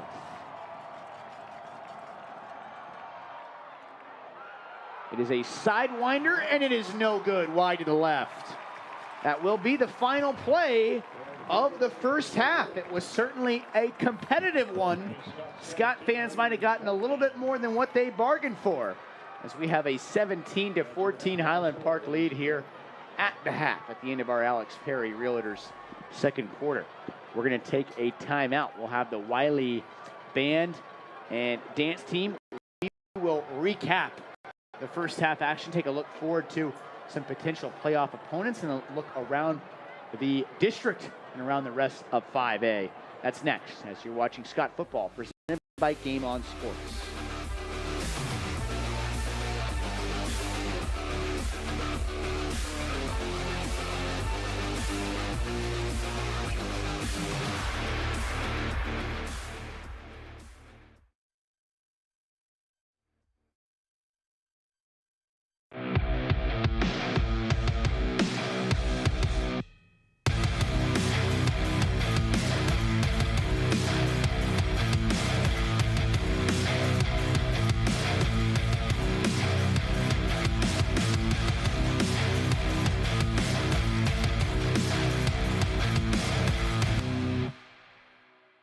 Since 1912, Vista Bank has proudly supported the Texas tradition of Friday Night Lights. As the winningest program in the history of Texas high school football, the Highland Park Scots know what it takes to win.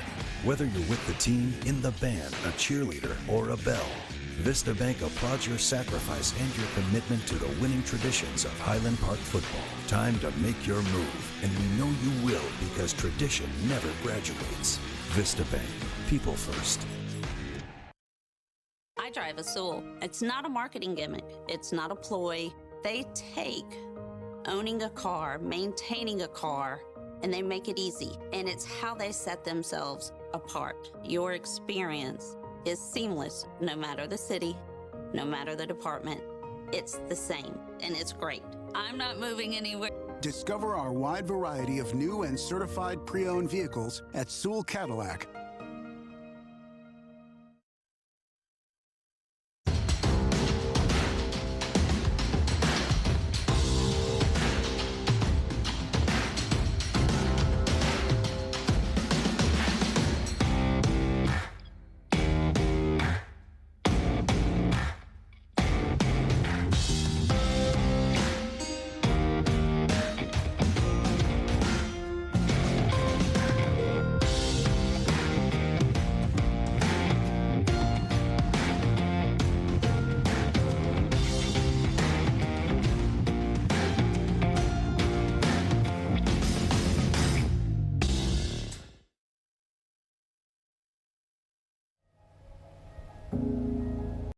That's the sound of the quickest production sports car in the world today, the Cobra.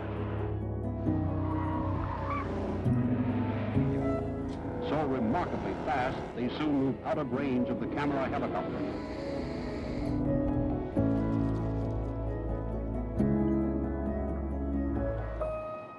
My name's Carroll Shelby, and performance is my business. With almost 100 offices across the state of Texas and 50 of them in the DFW area alone, Capital Title is here to serve you. Made by Texans, for Texans. Capital Title is the largest independent title company in the United States. We are Dallas-born, Dallas-based, and family-owned. We support the Highland Park Scots.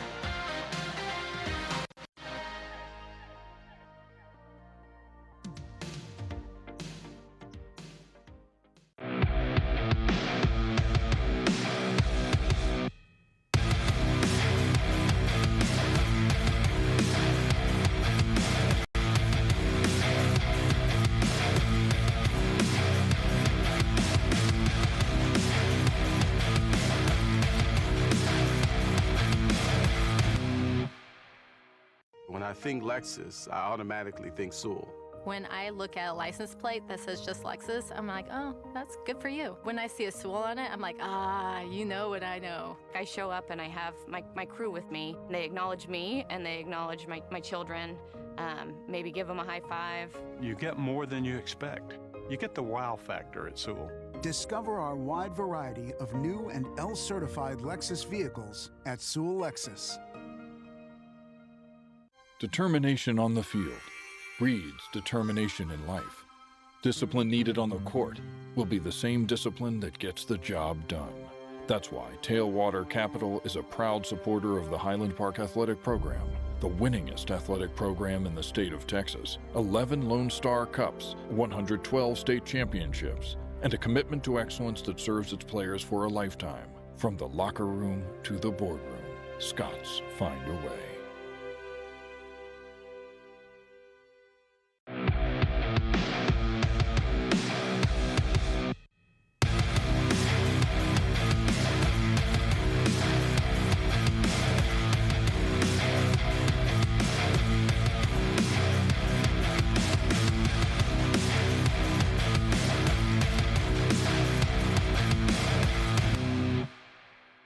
Hello, everyone. Welcome back to Highlander Stadium.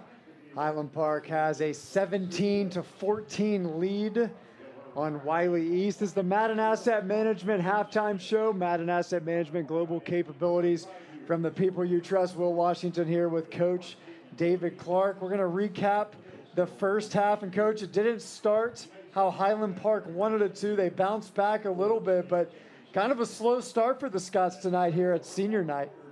Yes, somebody forgot to tell the Wylie East Raiders that this was supposed to be a celebration of senior night here in Highlander Stadium, and they're here crashing this party pretty good. And the Scots really got hit in the mouth a couple of times, and with some big plays, and they rebounded from it, took the lead.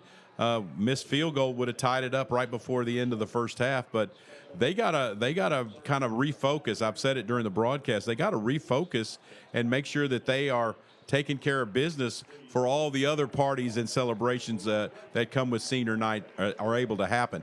If they don't do that, then it's not going to be near the party that the Scott families and faithful really want it to be. That's right. I mean, you can't take opponents for granted. You know that they're going to come in ready to play. We talked about in the pregame, they've got some players that are making plays. This is not necessarily an easy matchup. I mean, you've got some athletes, and where you're really seeing it right now is the way that Wylie East is running the football. They've got some big running plays, and it's really giving Highland Park a hard time. Looks like Wylie East has 10 yards per rush, so really taking it to the Scots right now, running the football. Yeah, and they're really got a great game plan. They're mixing up the run with the quarterback run and the running back run, where the Scots have got to play disciplined defense and stay at home, play your gap, play your man. They're running that stretch play with the quarterback keeping the ball. Sometimes he hands it, sometimes he keeps it. So it's really been a tough matchup for the Scots. And as you said, Will, they have some athletes that can flat go, and so it's up to the Scots to do what they can to play discipline, to make tackles at the line of scrimmage before these guys get in open field, because it's going to be hard to catch them. And with that, Washington, their quarterback, 10 rushing attempts, 149 yards in the first half, 14.9 average, and he took one in the end zone. And it was tough, Coach, so watching it down from the sideline. There were a couple times where Scots were close to position or in position, and he would just make a really good cut and just take it up the middle. So Scott's really going to have to adjust in that. They really are. He almost went 99 yards with that snap from the goal line. The Scots looked like they had them all bottled up. There were 3 guys that tackled the running back, and no one was on the quarterback. So, again, that's that discipline. You got to play your gap. You got to play your responsibility. I'm sure Coach Leitner's in there talking to him right now. Do your job. And don't try to do somebody else's. Don't try to be a Superman. Just do your job, and then everything will take care of itself. Make them drive the field. Make them drive the field. We've seen some mistakes happen. We saw that turnover come from making the Raiders drive the field and taking away that big play. That's exactly what you want to do. I mean, I remember, I think it was the Coppell game earlier in the season, Coppell trying to make a comeback, but Highland Park would make them go on these long drives. That's just not sustainable. If you make these teams, that eventually you can force a mistake. But right now, giving them these big chunk plays, that's making it a little bit easier on them. It really is, and it's hard. And they, as we said, they have some athletes. They get in space. They're hard to bring down. They're fast. They're big and strong kids. The Scots are tackling pretty well when they've been able to be in position to make a play. But it is important that you play your gap, you do your job, and take away those big plays. And again, I think if they'll do that, they'll slow them down, make them drive the ball, create turnovers. That's where those turnovers are going to come. That's where those penalties will come, from making the Raiders drive the length of the field. So really see if they can make some adjustments.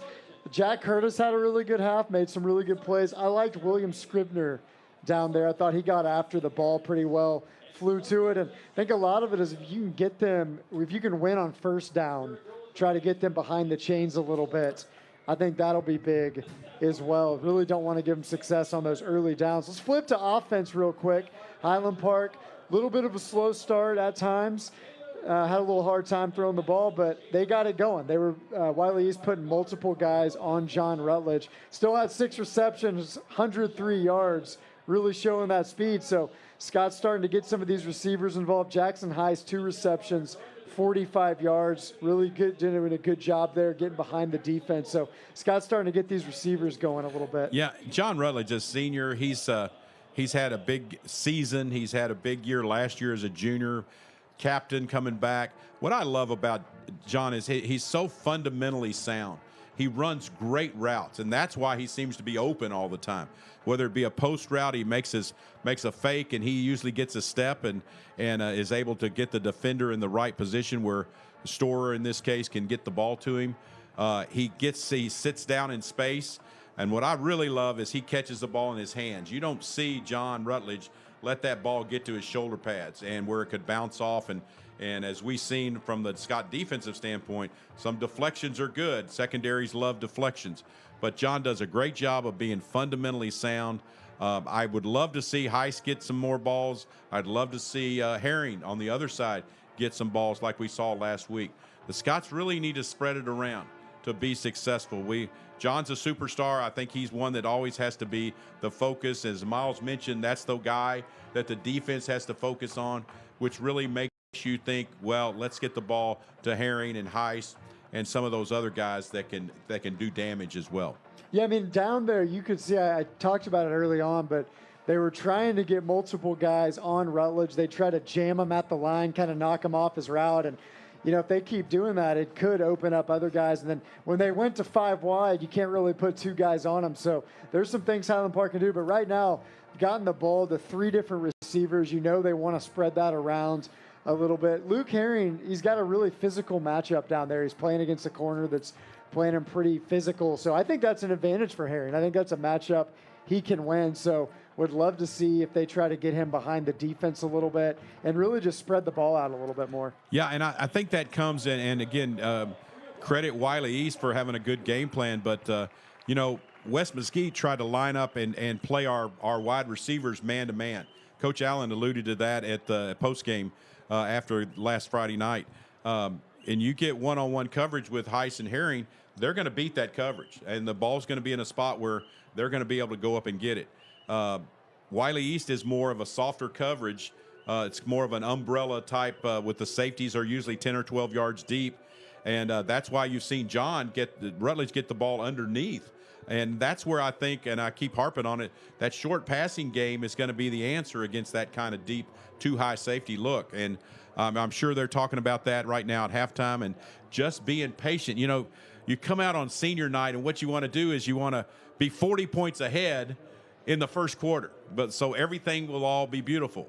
Well, your touchdowns still only count 6 points, and so you've got to kind of take your time and build that lead. So I think the Scots got a little bit maybe overzealous, eager to score as fast as they could, and I think they go back to fundamentals. Get control of the football game. That's the number one thing I think you'll see the Scots here in the third quarter. So we'll see if they can get it going a little bit here. 17-14, Highland Park with the halftime lead. Let's roll some first half highlights and see how we got here to this 17-14 lead for Highland Park. There you see them in their all Navy uniforms here on senior night. And we are starting with this kick here from Jack Stone, getting the Scots on the board. Jack is such a weapon. It's nice to see him get that field goal. And I love this play right here. It's a lead option, and we were commenting that when Reeves got the ball, there wasn't anybody on the outside of that hash mark wearing a Raider uniform. And so he was able to just waltz in and Scott celebrate. Good execution there by Storr, reading the pitch and correctly. Well, what a tackle there. Jack knocking the ball loose. Again, he's unblockable. I mentioned earlier, he's just a football player. If you want a football player, go get your number 95. And here, John Rutledge again is really hard to bring down. Easily crossed the goal line before that ball came out. But give credit. Boy, what a great job of staying on your feet, breaking the tackle, and rambling into the end zone. And that's the play there I was talking about down on the sideline. When he took that initial hit, didn't give up. I mean, he just hit the gas there. Yeah. And the way that he can accelerate is unbelievable. So he really is just this ideal receiver playing that inside. You kind of mentioned it, him being that tall of a guy just makes him such a threat at that position. It just seems like for a long time, I mean, you got to go back to like Scully Genevine or something to find an inside receiver that is over 6 feet tall like that, and having the speed and quickness to play an inside receiver. John's got all those skills, and of course he catches the ball so well, runs his routes so well, and it's nice to have a big target. Already got 2 big guys on the outside, so when you put your 5'10" corner out there, 5'8", 5'9" corner, man, you're going to have a matchup problem with the Scots receivers. So Scott's up 17-14 here at the half on senior night at Highlander Stadium against Wylie East. We're going to take a quick break, and we'll be back for the Madden Asset Management Halftime Show. We'll preview the second half right after this. You might be wondering, where do your Mad for Plaid gifts go? Look no further than the smiles that greet our students every morning at every campus, in every classroom, even in our gyms and on our fields. Your gifts are in everything that we do. Because your gifts directly support the salaries of every district employee, on every campus, working with every student. The impact of your generosity stays right here in our schools, transforming the work of our teachers and the education of our students. So thank you for supporting the Highland Park Education Foundation's Mad for Plaid campaign. We couldn't do it without you. The customer service is really unparalleled. I've never seen anything like it with any other company. The emblem, it just says a lot. It means, hey, I bought from Sewell.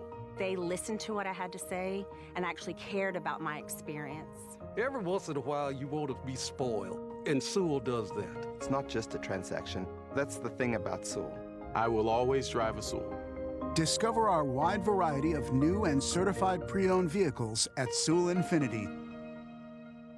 With almost 100 offices across the state of Texas, and 50 of them in the DFW area alone, Capital Title is here to serve you.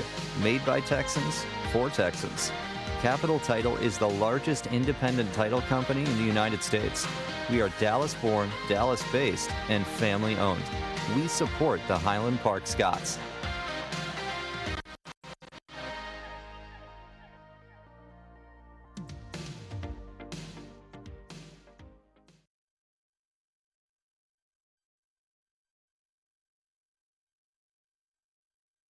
Welcome back to the Madden Asset Management Halftime Show. Will Washington here with Coach David Clark here at Highlander Stadium. It's senior night. Scott's up 17-14-1. That's a little closer than expected so far, but we think the Scots making some halftime adjustments right now, hopefully coming out ready to play. Coach, give me one halftime adjustment starting on the offensive side of the ball. What do you want to see them do in this second half here as we get started?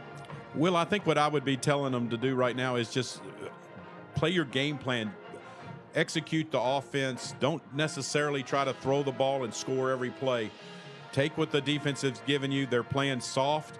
You need to take the short pass.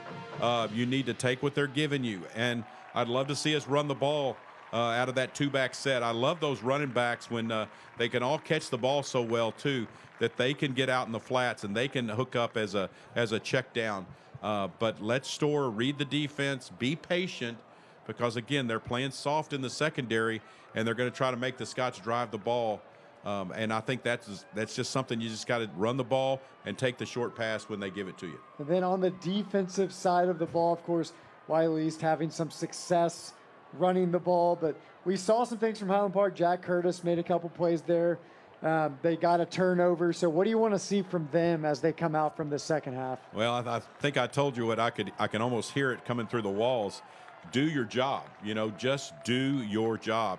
The Scots have just not executed in certain situations they've been real spotty. They've had some breakdowns on reading keys, staying in position, staying home, and the Raiders have taken advantage of it. So I'm sure Coach Leitner and his staff are just going through, just do what you're coached to do. If you got B gap, you stay in B gap, and you hit it hard if something comes. And then I think, make them drive the length of the field, take away the big plays, and that will be bode well for the Scots. I think if they can make the Raiders try to drive the length of the field without the benefit of a big explosive play, 20, 25-yard play. And with that, not only do you want to win this game, and not only do you want to get some of these seniors in there, you've got a playoff game here at home coming up next week. So you want to leave this game confident. You want to leave it on a high note. You want to feel like you're playing really crisp on both sides of the ball. So also really important for them to go out strong here. We're going to look at just a couple overall stats as we get set to send you down for the senior night festivities. Highland Park, 218 total yards, and you've got Wylie East with 258 total yards. 230 of those, though, on the ground, and 28 through the air. So Highland Park really doing a good job overall, although Wylie's not attacking the air too much. Brennan Storr, 9 for 13, so settled in a little bit, starting to take what the defense gives them. We'll see if they can continue that. It looks like we've got some senior night festivities down on the field. So Will Washington here with Coach David Clark. This is the Madden Asset Management halftime show. We're going to go ahead and send it down so you can enjoy these senior night festivities here from Highlander Stadium. These are very special people who have given a great deal of their time and efforts over the years. Through their dedication and talents, they've been a part of 2 UIL State Marching Championship finalist bands and have earned many other marching band awards. They've been elevated their concert bands to state and national recognition through their tireless efforts in becoming strong individual musicians. We invite you to help us honor them for their outstanding accomplishments and contributions. Seniors, we love you and appreciate your leadership in the Highlander Band, Highland Park High School, and other parts of the community. In alphabetical order, we are proud to introduce our seniors and their parents. Please hold your applause until everyone has been introduced. First up, we have Spencer Dalton, who is led on the field by mother Jill Dalton, father Jeff Dalton, and sister Sawyer Dalton. Next up, we have Rebecca de la Garza Avila, led on the field by mother Mara de la Garza Avila and father Alfonso de la Garza Avila. Up next, we have Merrick Ellison, led on the field by Meredith Martinsdale and Noel Ellison. Up next, we have Sam Fleischley, led onto the field by mother Mary Fleischley and father John Fleischley. We have Carter Getz, led onto the field by mother Lynn Getz and father Steve Getz. Up next, we have Ashley Graham, led onto the field by Johanna Graham and Steve Graham. Next, we have Madison Hardy, led on the field by her aunt, Erica Flom. Up next, we have Jared Hart, led onto the field by mother Mary Plank Hart and father Gene Hart. Up next, we have Jackson Holmes, led onto the field by mother Elizabeth Holmes and father Alex Holmes. We have Nicole Lambert, led onto the field by mother Sarah Lambert and father Paul Lambert. We have Julius Lee, led on the field by mother Lee Sun Lee and father Jay Lee. Brandon Luke, led on the field by father Stephen. Up next, we have Ford Manley, led on the field by mother Dana Manley and father Robert Manley. Luke Maddox, led onto the field by mother Melody Maddox and father Ken Maddox. Gavin Monk, led onto the field by mother Kim Monk and David Monk. Up next is Zach Ray led onto the field by mother Heather Ray and father Scott Ray. We have Augustine Santa Cruz led onto the field by mother Martha Santa Cruz and father Rodolfo Santa Cruz. David Shirley led onto the field by mother Linda Shirley and father Mark Shirley. Elise Stanbridge led on the field by mother Christine Stanbridge and father Steve Stanbridge. Next is Ellie Teeter led on the field by mother Amy Teeter and father Walter Teeter. Up next is Alex Townsend led on the field by Declan Hessen. Next we have Andrew Wallace, led onto the field by mother Kim Wallace and father Jeff Wallace. We have Avery White, led onto the field by mother Stacy White and father Matthew White. And our last senior is Ava White, led onto the field by mother Joanne White and father Chris White. Ladies and gentlemen, the band senior class of 2022. Let's give them a round of applause.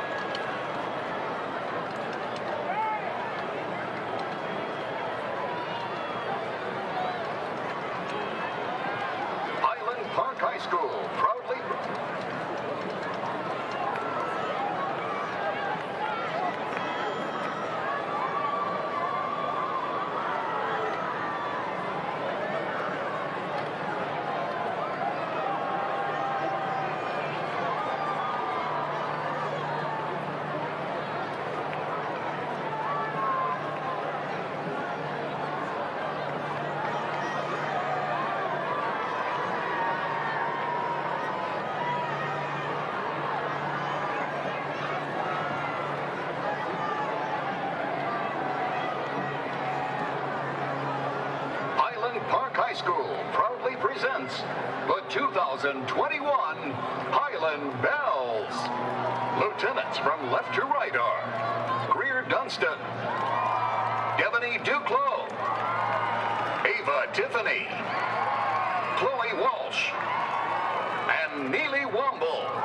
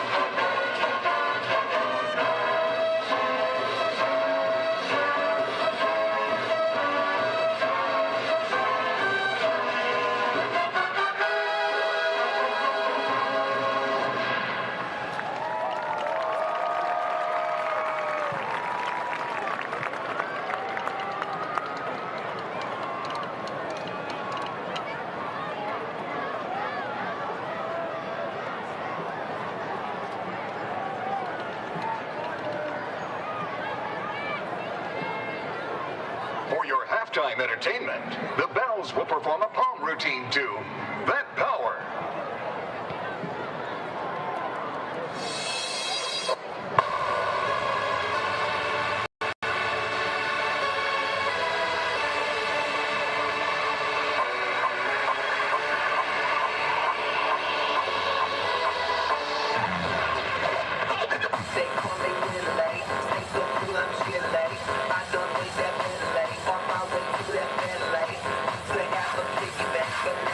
That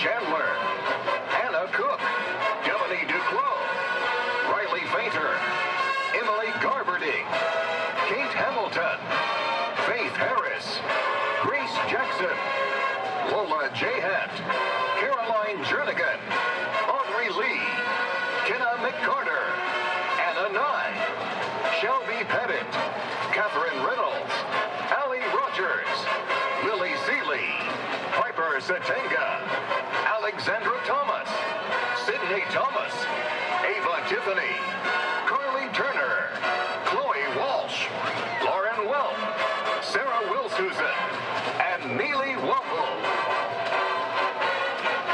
Origin Bank is the proud title sponsor of the Highland Bells. The Bells are under the direction of Mrs. Shannon Phillips. Assistant Director is Mrs. Emily Sanchez.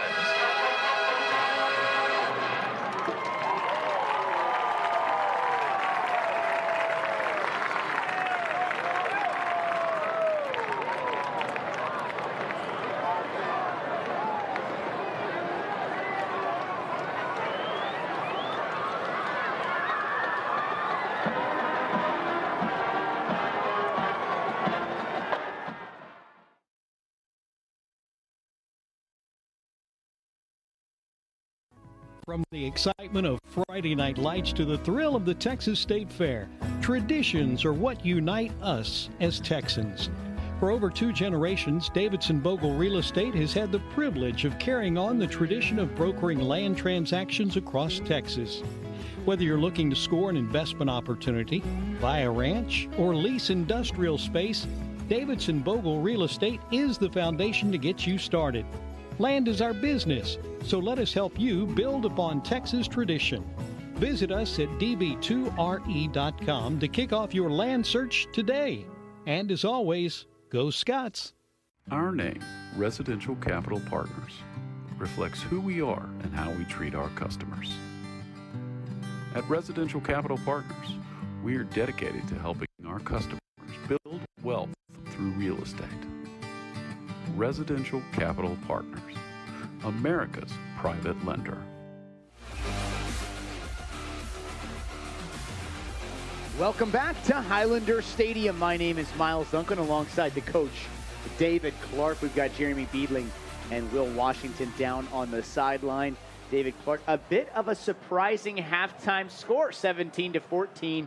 The Scots lead the Wylie East Raiders, the 3-win Raiders on the season, but not quite by the margin that the experts expected in this one. No, they had to scramble and come back to take the lead on that, and then have a missed field goal to keep from being tied. So, yeah, things are not going as planned. And again, the party crashers are over there on the other side of the field with the Wylie East Raiders, and they think they could come in here and just shock the Metroplex for sure.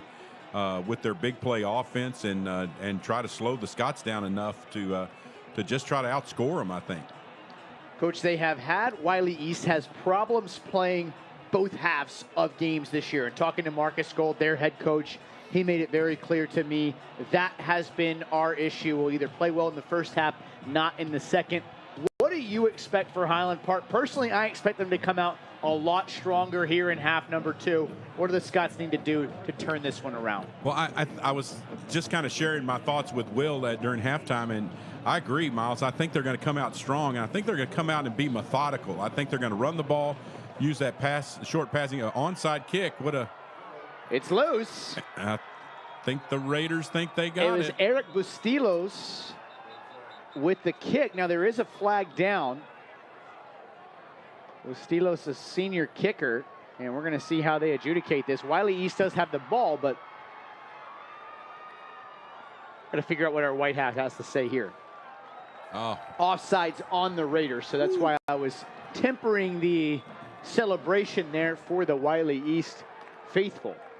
Flag comes down on the onside kick. It's usually not good for the kicking team. No, it's not, and what a great call there by Coach Gold right there, because that's a gutsy play, right, coming out of the half, and try to get the ball back from the Scots, and they're here to change this senior night party. I'm telling you, they're doing everything they can to really try to come up with the ball, and again, the Scots are going to be fortunate to come away with that one and a re-kick for the Raiders. Be a lot harder to catch the Scots by surprise this time around. Good job, though, on the onside attempt as they made things interesting. And Marcus Gold, you got to give him a lot of credit this year in that he knows he's got a team that is in the process of rebuilding, revamping what they have going on there at Wylie East, and he's busted out all the stops. And why not? You got a senior-laden team. They're not in a position to make the playoffs. You have a chance to shock Highland Park. They're 116 out of their last 118 at home, and you got a chance to knock them off. So why not try an onside kick? Yeah, why not? Because they're going to basketball on Monday. I mean, these guys. You don't have to worry about a playoff game. You're not saving anything.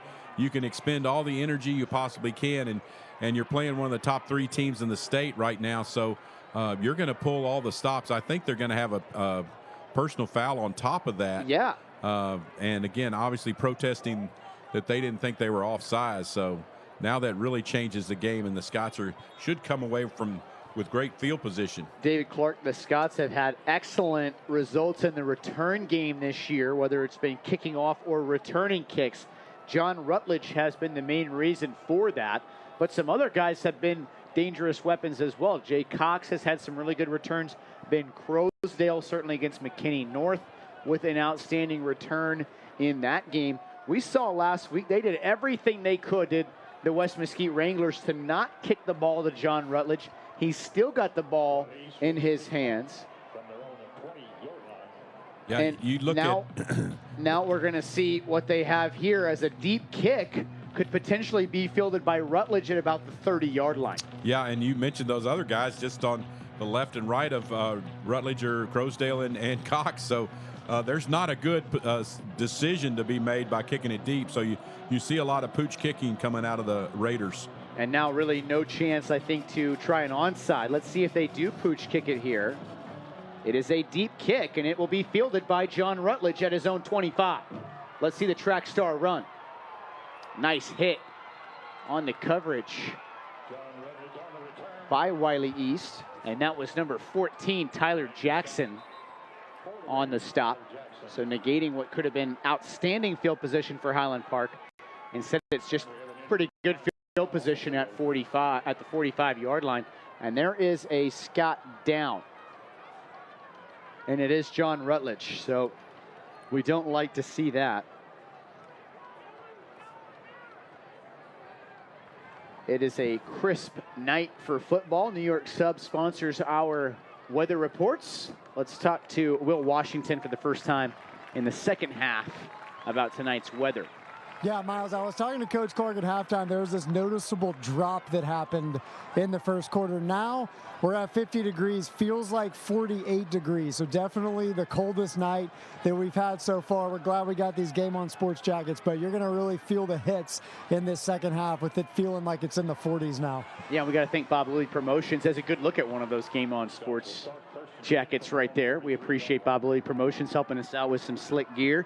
By the way, John Rutledge flashed a couple of thumbs up on his way off the field. So thanks to Dr. Phil Scoville for an injury update there. It looked like Johnny is all right. And the Scott offense will set up here at their own 43-yard line. 3. It's a handoff here to Reeves. And Reeves will take it across the midfield logo. Nice block by the center, Andrew Maroulis, who is back in there for Reed Kennedy. Yeah, it's good to see Andrew back. He's feeling better, and I think the offensive line will need him. His good leadership, and center makes a lot of calls on that offensive front. So they all work together in tandem, and it's important that you kind of have some kind of chemistry together. A little bit more size for 58 as Storr wants to throw here. Has all day. And he's going to sling this one into Crosdale on the sideline. He threw a bullet right there. Certainly not a touch pass from Brendan Storr as he found Crosdale for just his 4th catch of the season. You know, we were talking at halftime when the Raiders seemed content with 2 high safeties, and they're playing kind of soft, making the Scots take the underneath routes. And are you going to be patient enough as an offense to take advantage of that? And I think that was pretty key to the halftime adjustments. You just got to take what they're giving you and march down the field methodically and get first downs.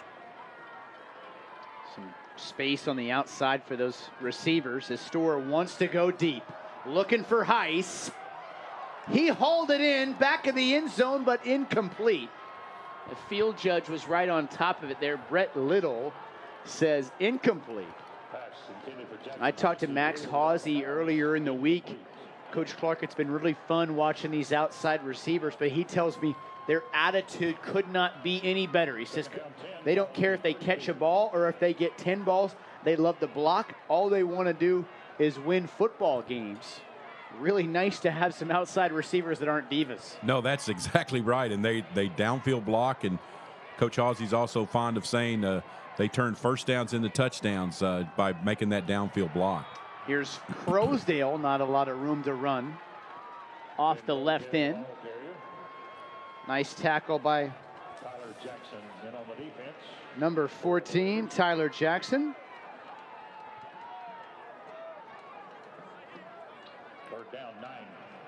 Jeremy Beadling down on the sideline saying that he thinks Jackson Heiss caught that football.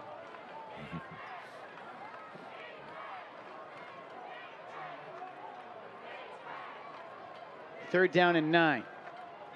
Big spot here for the Scots. Plenty of protection. There's a wide open Christian Reeves into the end zone. Touchdown, Scots.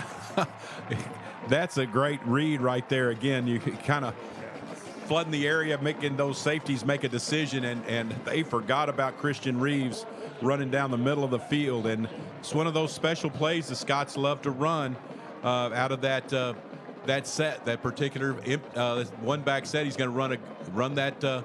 This is kind of, we talked about that running back right down the seam. Bigo. I didn't want to say it, but in case we talk too much. But yeah, that's the old Bigo, and it's hard to cover.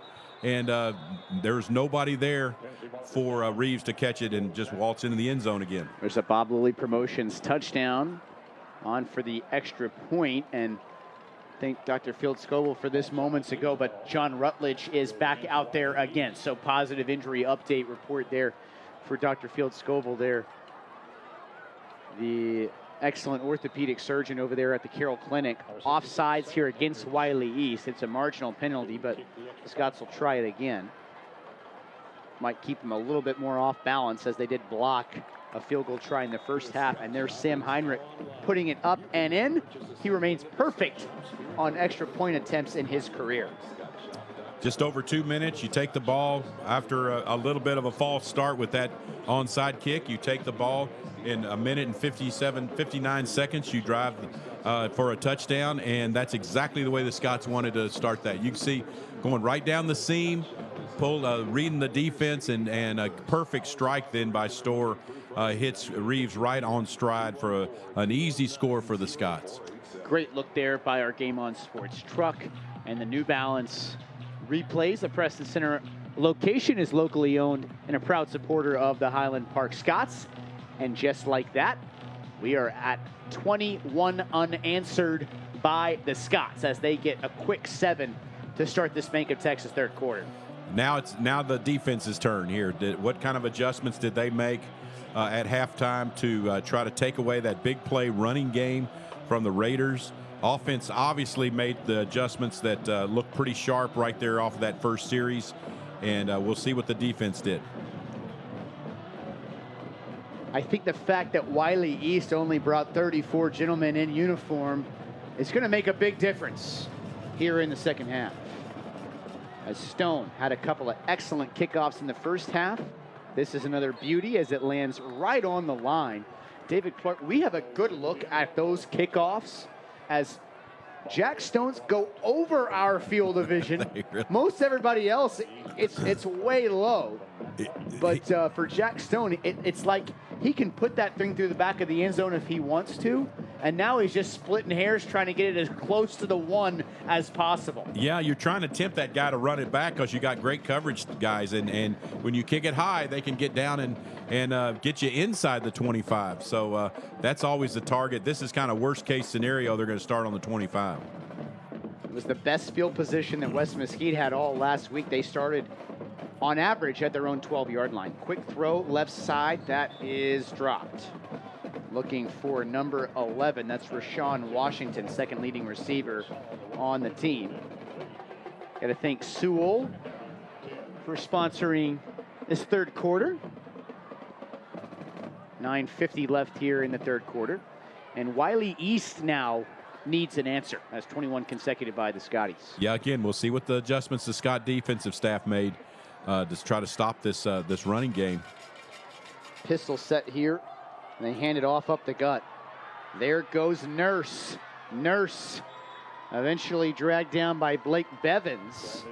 He's had an active night, but they continue to run the ball with a lot of effectiveness. They're now over 245 yards on the night, close to 250 rushing the football.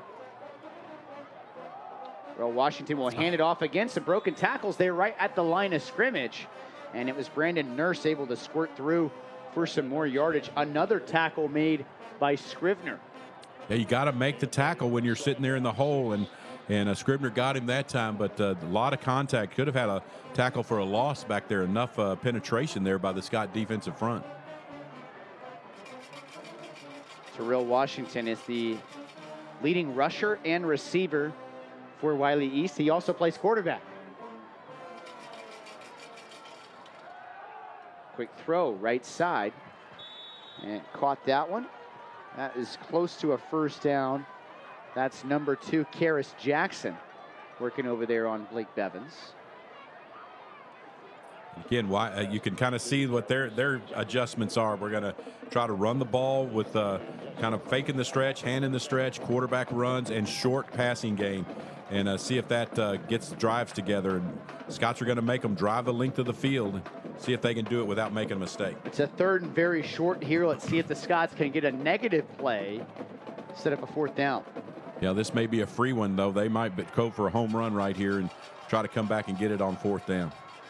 Terrell Washington does give up the football, and the Scots do get the negative play they were looking for. It's George Wright, the first man to hit him. Wright came out with the football.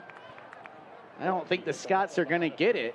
Scrivener was in there again. Coach Clark, you can correct me if I'm wrong. I don't think we've seen Robert Remy tonight, but Scrivener has played some terrific football. They've now got 3 or 4 inside linebackers they can trust. Yeah, they really have, and right now you got to keep them fresh. They are trying to do everything they can to make some plays inside those tackles and trying to find the right combination with those inside backers. You got to look out for a fake here.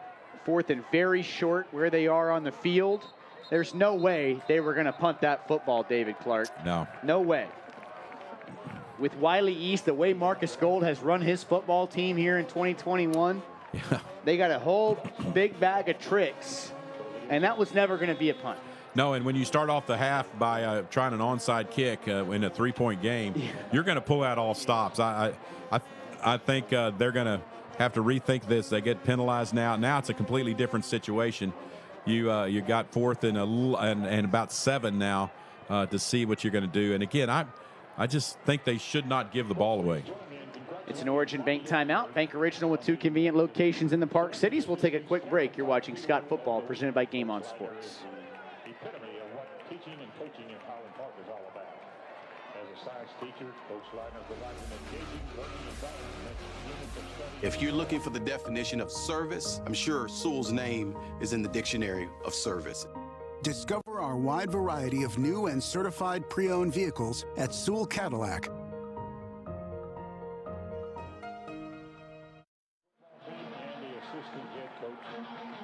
Back here at Highlander Stadium, it looked for a moment like Wylie East might be prepared to punt it away, and now it looks like they're packing in the punt team in favor of the quarterback, Terrell Washington Jr. Yeah, this is it. They showing empty there to start off with, and now they've adjusted to trip. So we'll see. The Scots have to adjust themselves. It's a heavy pass formation here for Wylie East. They do throw it. That ball was caught across the 40. Moved the chains. A flag comes in late. It was caught by number 18, Eli Albert. Yeah, that may be a late hit on Bevins over there because coming in with his helmet.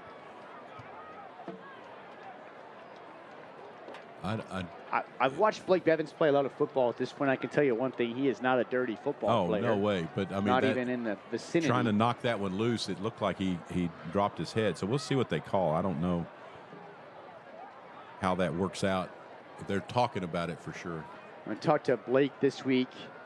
Said, "How's life? How's applying for colleges?" They had the deadline for early application. Offsetting penalties here, so it will. They're going to replay 4th down. They gave us a fist there. So we're going to redo. But Blake Bevins told me he just got in all the applications, so that was a busy deadline for them. November the 1st, I said, "How's school going?" He said, "I got all A's right now," and the one he was most proud of was pre-cal. Good. So good for him. They're all working hard. I know that. Both those corners are pretty smart guys, Adam Rurick and Blake Bevins. I've written enough rec letters in the last month that I could use a break too. So I'm glad they're getting them all in.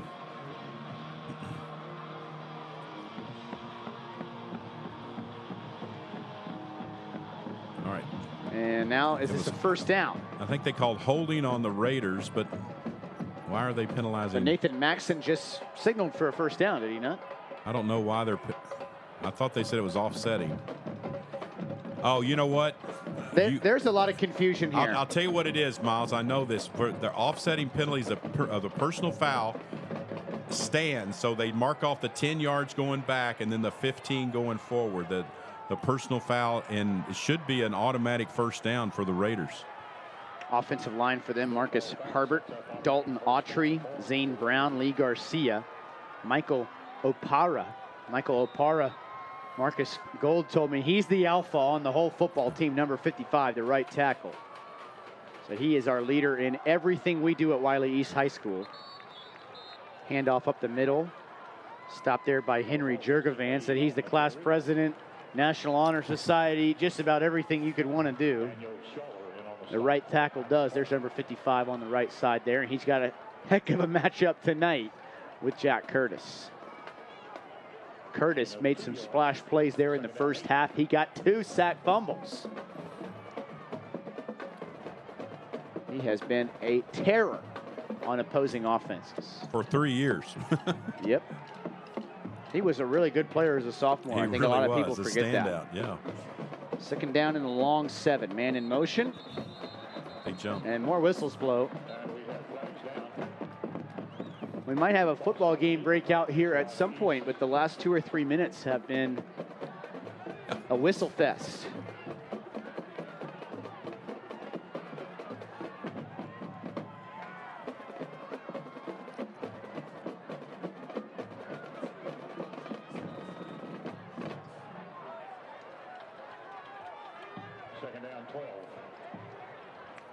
Second down and 12. Now a check with me for Wylie East.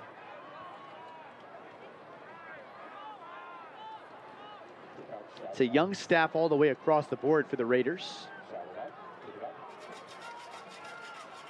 Head coach Marcus Gold, just 34 years of age. Straight drop here for Washington. Harassed, he lets it loose deep down the field.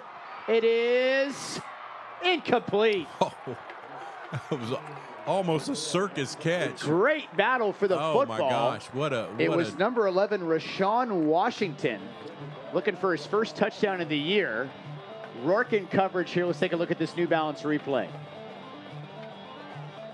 Just to throw it as far as you can, and he's right there. He has both hands on it, I do believe.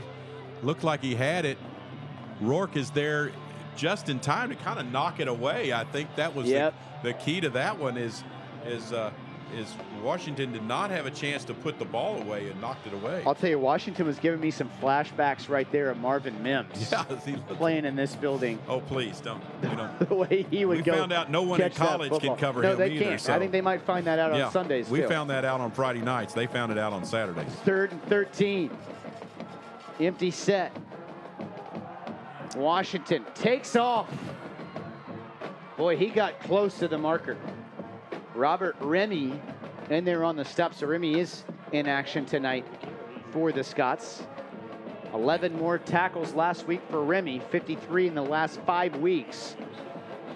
Boy, another big fourth down. It's going to be fourth and very short. 4th and 1, and again. This is right where we were about 10 minutes ago. About 6 flags ago. So let's see what they end up doing.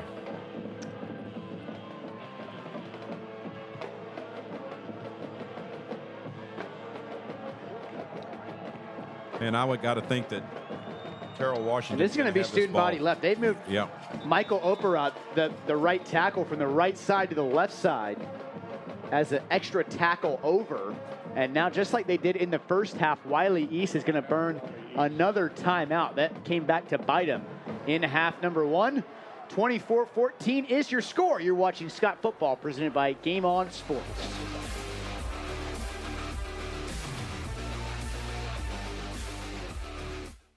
It's not a marketing gimmick. It's not a ploy. Your experience is seamless. I'm not moving anywhere that there's not a Sewell.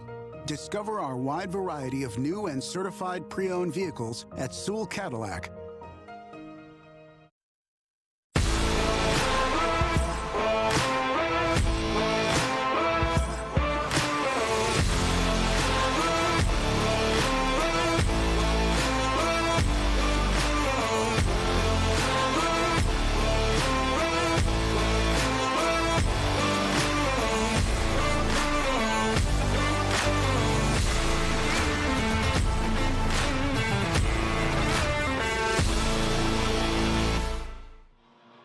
Back here at Highlander Stadium, a key 4th down and 1 upcoming. Wylie East giving up 21 in a row. They need a first down here. Terrell Washington Jr., right side. Ooh, right at the sticks. Highland Park thinks they have the ball.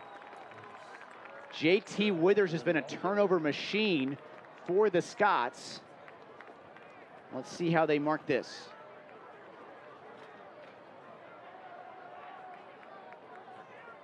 You're going to have to bring out the sticks. You haven't seen this all year, I don't think. I don't think we've seen a single measurement. So they're going to bring out the sticks to see. Ooh, by the spot, he does not have it, and he's not even close. He's a full yard short based on that spot. There's no way. This isn't even needing a measurement. Even with the slack, it's short. Highland Park football. That's a big stop. We're going to circle that play right there and try to remember that one. Offense got to get it in gear now and go and get look at that Scrivener and Withers. Withers selling out. JT Withers, all a $170, plays with reckless abandon. Yeah, and it looked like Scrivener got there first, and then a host of Scots were there to make the play, and a big stop for the Scots there on 4th and short. Reed Kennedy is back in at center for Highland Park as they have the ball back and a 10-point lead. It's a handoff left side there for Christian Reeves. Not a whole lot doing there for Christian. Let's reset the Scott starters on the offensive line. Lawson, Petty, Gannon, Gobert. It's now Reed Kennedy back in there at center. Charlie Wilson, they call him Chuck. He's there at right guard. Grant Gibson, they call him Junior. Junior Gibby over there at right tackle, the captain. It's Brennan Storr, the junior quarterback. Luke Rossley and John Rutledge in the slot. Jackson Heiss and Luke Herring on the outside. 2nd and 10. Go play action. Storr rolling right and lobbing this one out of bounds. I think a smart play as you see the young quarterback developing some savvy and some experience here. Yeah, that was a good decision right there. And again, give the Raiders credit. They had everything bottled up that time. It looked like they were trying to run a little hook route, and nobody was there. I mean, it was covered. There's a linebacker underneath it. And again, you got to just take what they give you. And that got into that too high safety look that time and was a little bit tough on Storr. Max Hawsey told me they expect a lot of bracket coverage on John Rutledge, meaning a player maybe inside underneath and then a player outside on the top end. Trying to take that away. Firing over the middle. What a catch by Rutledge. threading the needle there was Brennan Storr on a 3rd down for a big conversion. Yeah, they ran into man coverage that time, kind of rolled into it, brought a little pressure up the middle. Storr just steps a little bit to his right to buy enough time to find Rutledge over the middle. And again, another great catch in traffic for John Rutledge. Nice job by the whole offensive line picking that up. Charlie Wilson at right guard and Gannon Gobert at left guard. Really nicely done there on an exotic look from Wylie East. Storr has all kinds of time. Stepping up. He'll pick up a couple. Violent hit there on Brennan. Flag is down as well. Boy, Anthony James, the star outside linebacker, defensive end, 6'5", 245 pounds. Just on the outside of the top 50 national rankings for 247 Sports. Has been extremely quiet in this game. We have barely called number 47's number, whether he's been locked up on Grant Gibson or Lawson Petty. He really hasn't been able to do much of anything, David Clark. Yeah, they've done a good job on him, and they've moved him from side to side to try to find a matchup where he can get in there and make a difference. So give the Scott tackles a lot of Gibson and Petty both have done a good job as they try to find a spot where they can get their big man to put a little pressure. And James holds offers from Georgia, LSU, Texas, Ohio State, committed to Texas A&M. And he's certainly a top player. But I'll tell you, I'd take Jack Curtis right now as a high school football player. Has been extremely productive. I'll take him against any defensive end we've seen all year. And I'll take him at the next level too. 1st and 20, they run the option. Storr stumbling across the 40. He just lost his footing. Yeah, he might have had some room to run. That looked like a big play. It looked like he had a little seam, and he just kind of tripped over the turf there. The old turf monster brings him down. But had a couple of those. Boy, I like that call. Coach Allen, I think, was thinking there was going to be a blitz coming and runs option, and he just kind of stumbles. And unfortunately, it's just not enough there. Gannon Gobert out front and just couldn't keep his feet. 5 wide look here for the Scots. 2nd and 17. Pressure from Wylie East. They got home. There's Rutledge. He's off to the races. The 200-meter star toward the pylon. Touchdown, Highland Park. Boy, I love that. You get the short completion and it turns into a huge play. So that's kind of the formula right now for tonight. And John Rutledge did a great job, again, breaking a tackle. He's hard to bring down. He's a big, strong kid, and great hands, and again, turns a small reception into a great big play for the Scots. So Bob Lilly Promotions touchdown. We're going to get a couple replay looks at this one, and I'll tell you who I think deserves a lot of credit on this play is Brennan Storr. Anthony James was completely unblocked off the edge. You're looking at a 250-pound 4-star recruit. Stares down the barrel of the gun and makes the throw. Gotta thank Brett Kennedy and Peter McGuire of Kensington Vanguard National Title Group for the extra point as the Scots are in control here. Let's take a look at this replay. Oh, you're Storr right. takes the hit. Yeah, it breaks that tackle there, little arm tackle, and then you mentioned, Miles, this is a 200-meter champion, and he is one of the top 200-meter men in the state last year as a junior, and you're not going to bring him down with an arm tackle, and he's going to be off to the races. David Clark, he made everybody else in that field look slow. They looked real slow as he headed toward the pylon. He really did. He's got some real abilities, some great hands. We've already talked about what great routes he runs, and he's able to turn a small completion into a big play. You're home for a way better mortgage. That's Willow Bend Mortgage Company. They sponsor our sideline reports. Let's go down to Jeremy Beedling on the sideline. This has been a roller coaster of a game so far, but you know who's been in it the whole time? These cheerleaders. They've been in it the whole time. They've been rooting on your Scots. Let's go, Scotties! Jeremy Beedling with some energy down there tonight. Love it. As Highland Park has rattled off 28 unanswered in the ball game, and it's definitely looking like the depth that the Scots have up and down the roster is showing off as this thing has gone along, and you just can't hold down those studs on offense for 48 minutes. Stone, another very high kick. This will be fielded at the 9. More great coverage by the Scots. I'm not sure. We got to see maybe if they've had a record long of the year out to about the 35 at some point, but that didn't make it past the 25. Another great kick and good coverage there by the Cavalry. Yeah, it really was a great job. I think Beetrell may have been the first one down there, put a hand on him. But again, that high kick that Curtis is such a weapon. I mean, Jack Stone, excuse me, is such a weapon that that's easy to cover down there. You got a lot of time to get there and make a play.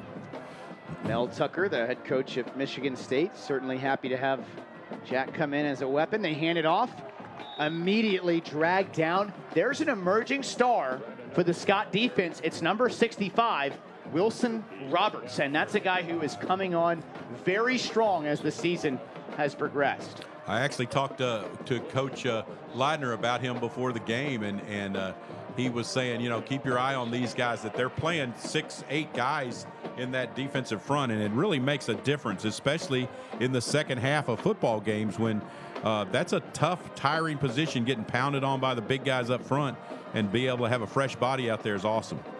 Second down and 10. Washington wants to run it. He was hit immediately. Great job there by the Scots. Harrison Walton and George Wright combine on the play there. Not sure he's out there right now, but another player to watch that has been playing much better here in these recent weeks is number 97, Henry Richter. And Richter is just a sophomore. He is the only sophomore they have on varsity here in 2021. That usually means you're going to be a stud at Highland Park if you play as a sophomore, and 97 is already making a bit of an impact. Yeah, part of that depth up front, and it's nice to have guys you can rotate in there. 5 wide receivers here for Terrell Washington Jr. He's going to keep it, and Harrison Walton swallowed him up. He's been a tackling machine for the Scots. 37 stops on the year. Had the big safety last week. Boy, there's your answer right there about adjustments, right? Just do your job, and Walton's job was to stay right there with the quarterback and not go with the stretch fake, and he did a good job, and then he made the tackle, stepping right up in the hole. So good stop for the Scots, and again, a 3 and out, and the offense is going to get it back. Coach, I think you and I had a pretty good sense at halftime how this third quarter was going to play out, and it played out, I think, to script for the Scots. Now still 75 seconds left as they want to fake it. This is the backup quarterback. He can throw it. It's incomplete. Highland Park's going to take over at the 28-yard line. It was the same trick punt they tried to run earlier. It was Jaden Hubbard who can really throw the football, but it's incomplete. And Highland Park has golden field position. Yeah, I think that was the play they were trying to run the first time when they got called for a penalty on the fake punt. But yeah, it's a little throwback action, and get the ball in the hands of your quarterback, you can make a play. So Scots have a great opportunity again inside the 30-yard line, letting that offense set up again. And as you mentioned, Miles, they've scored 28 unanswered points and ready to get some more here. Advantage Healthcare Systems sponsors our turnovers. That's a turnover on downs for Wylie East, and Brennan Storer has it at the 28. Wants the deep ball. He's got his man at the 10. I believe that's David Meany, number 3. Nice catch there for the outside receiver, his 4th of the season. Yeah, that was a well-thrown ball, and again, these receivers catch that ball in their hands, and they protect it, and they bring it to the ground with them. Another great catch, and Scots are knocking on the door. In the Shelby American red zone, yeah, you got to think about, look, there's not guys like Jackson Heiss and Luke Herring. It's David Meany and Matt Camp playing outside receiver, and they would have done a great job this year for the Scots as Storer puts a move on. He's inside the 5 and into the end zone. Touchdown, Scots. They're going to give him that one. That's one that would be replayed on Saturday, and they probably call him down at the 1. But I love the way Storer just put his head down. He saw the goal line, and he was going to get there. He was not going to be denied of that. And a great finish of this run. Watch this as we see him celebrating with his teammates over there, but when he turns upfield, he knows exactly where that goal line is, and he's going to get there. And he put a sweet move on at about the 10-yard line, gave him the room that he needed. And Brennan Storer all smiles there on the sideline. It's 35 unanswered points. Scots moved early. Coach, the second quarter was 14-0 Highland Park. The third quarter is 21-0 Highland Park. And I think, you know, a couple key things here. First of all, Highland Park's really good over the course of 48 minutes, that you just can't expect them to not play well for 4 quarters in a row. And Wylie East has had trouble finishing games, and then you look at 34 players total on the far side versus, 80 seniors on the near side? I think it's only 58. Seniors? Come on. 58, all right. 58 this year. We're down. A longer extra point try, and it is still pure for the HP kicking game. We've had a couple mentions of Kensington Vanguard and Brett Kennedy, the Peter McGuire Kensington Vanguard National Title Group, as 5 consecutive extra points for the Scotties. You know, Miles, I always 5 unanswered touchdowns. Maybe this is me, but I always think about the third quarters as being so important to see what your coaches are doing and what team comes out with the adjustments that are necessary from what they saw in the first half. You know, you always have a game plan and nothing, you know, somebody always has a different look for you or something you haven't seen. And I'm always amazed the adjustments that the Scott coaching staff makes at halftime of these games. You've seen an offense that is clicking, and you've seen a defense that is stopping the Raiders now a couple of times and giving the offense a chance to go score. And so I just love it. I think it's great. And a couple gambles by Marcus Gold. By the way, I appreciate his mentality here. It's the last game of the season. His kids, you said it, they're going to basketball. Yeah. All right, tomorrow. But a couple of those gambles did not pay off. Yeah, you've got to steal a couple of possessions in a game like this when you're outmanned. You just know it. It's another high, deep kick to the 5-yard line. It's Maddox Fraley. He's hit at the 15. He will not cross the 20-yard line. More great coverage by the Scots. By the way, how about that drive recap? 2 plays, 28 yards, 39 seconds. That's Assert Capital Management sponsoring those drive recaps. And the key number there was just 28 yards. They tried the fake punt. It did not work, and the Scots made them pay. Yeah, they really did. Took advantage of some good field position after the defense got the stop. A couple new players in the secondary. Philip Beatroll has been playing about every third series at corner right now for Darren Easton and Shea Smith down there as they're trying to develop some extra depth. Beatroll blocked the extra point last week. It's a handoff up the gut. There's George Wright. And there's Harrison Walton. Those 2 seniors make a lot of plays for the Scots, and they do again here. Yeah, that'll be the end of the third quarter. Yeah, the Scots, what a great quarter the Scots had then. That was just an amazing third quarter there for the Scots. That was a dominant third quarter by Highland Park. 21 unanswered as the Sewell third quarter was owned by the Scots. They lead it 38-14 at home.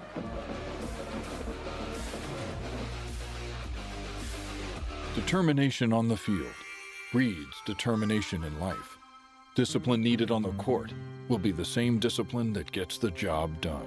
That's why Tailwater Capital is a proud supporter of the Highland Park Athletic Program, the winningest athletic program in the state of Texas. 11 Lone Star Cups, 112 state championships, and a commitment to excellence that serves its players for a lifetime. From the locker room to the boardroom, Scots find a way.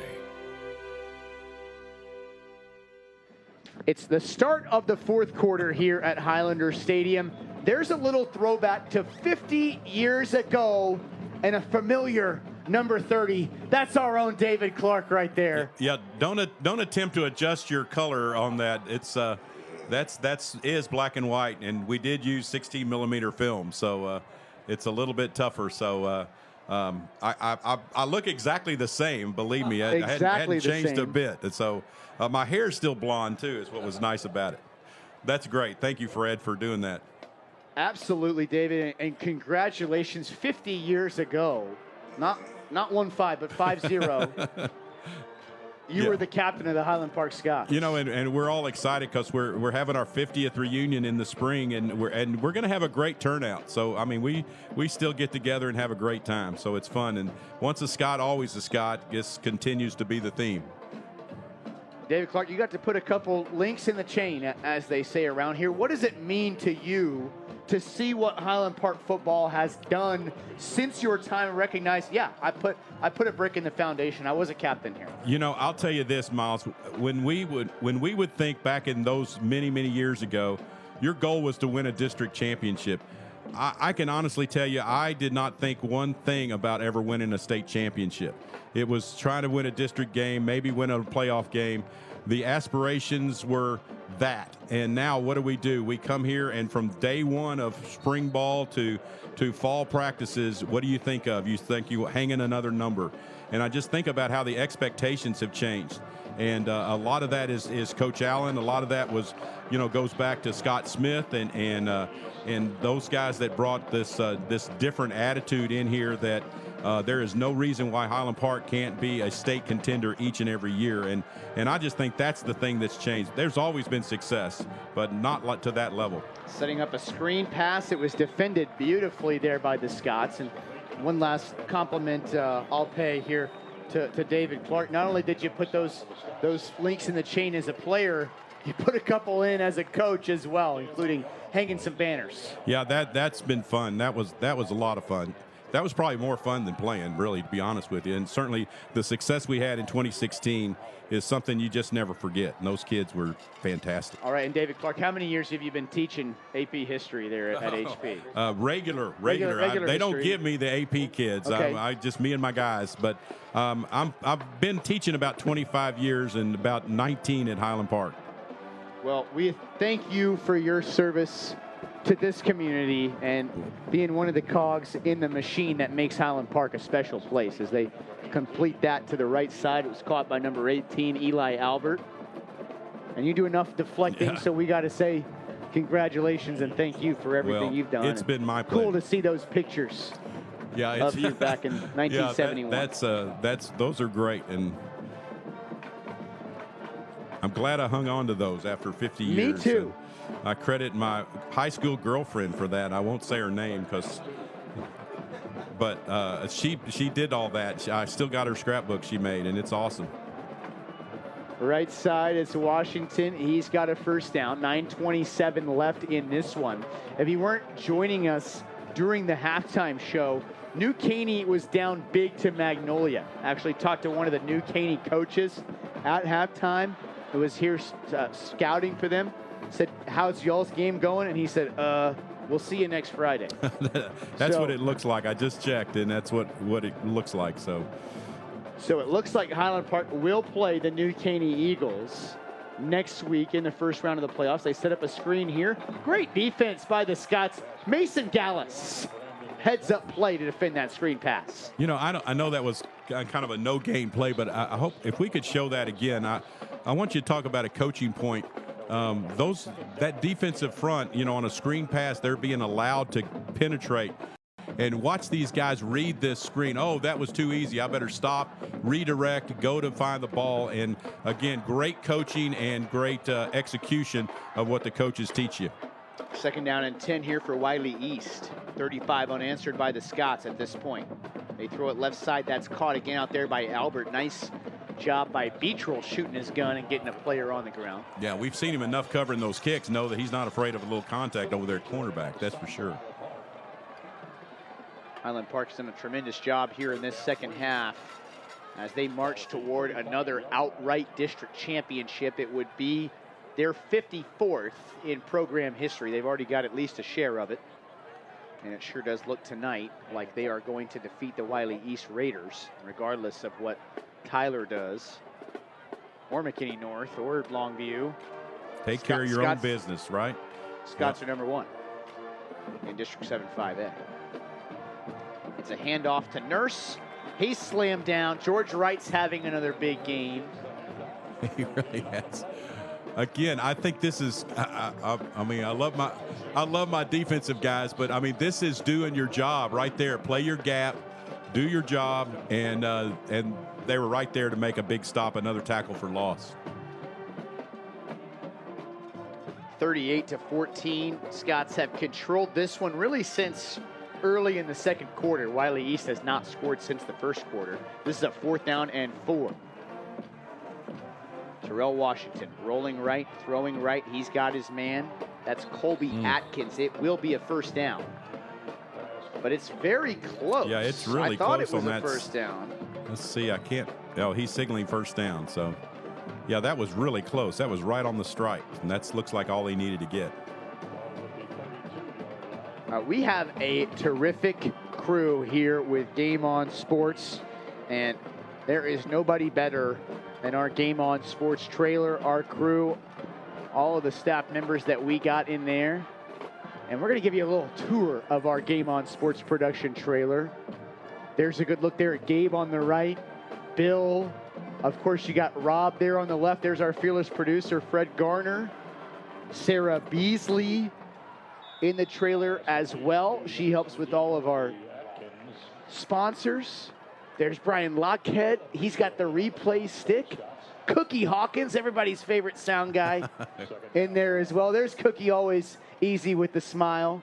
And those are the guys and gals that make it work every single Friday night and bring you the sights and sounds from Highlander Stadium and all around the state of Texas. I'm always just amazed. I mean, it's a long cry from one guy with a camera up here, that's for sure. It's a great production. It's great to be a part of it. I've been petitioning for a couple weeks. I want that shot of our trailer to make sure we give our guys their due.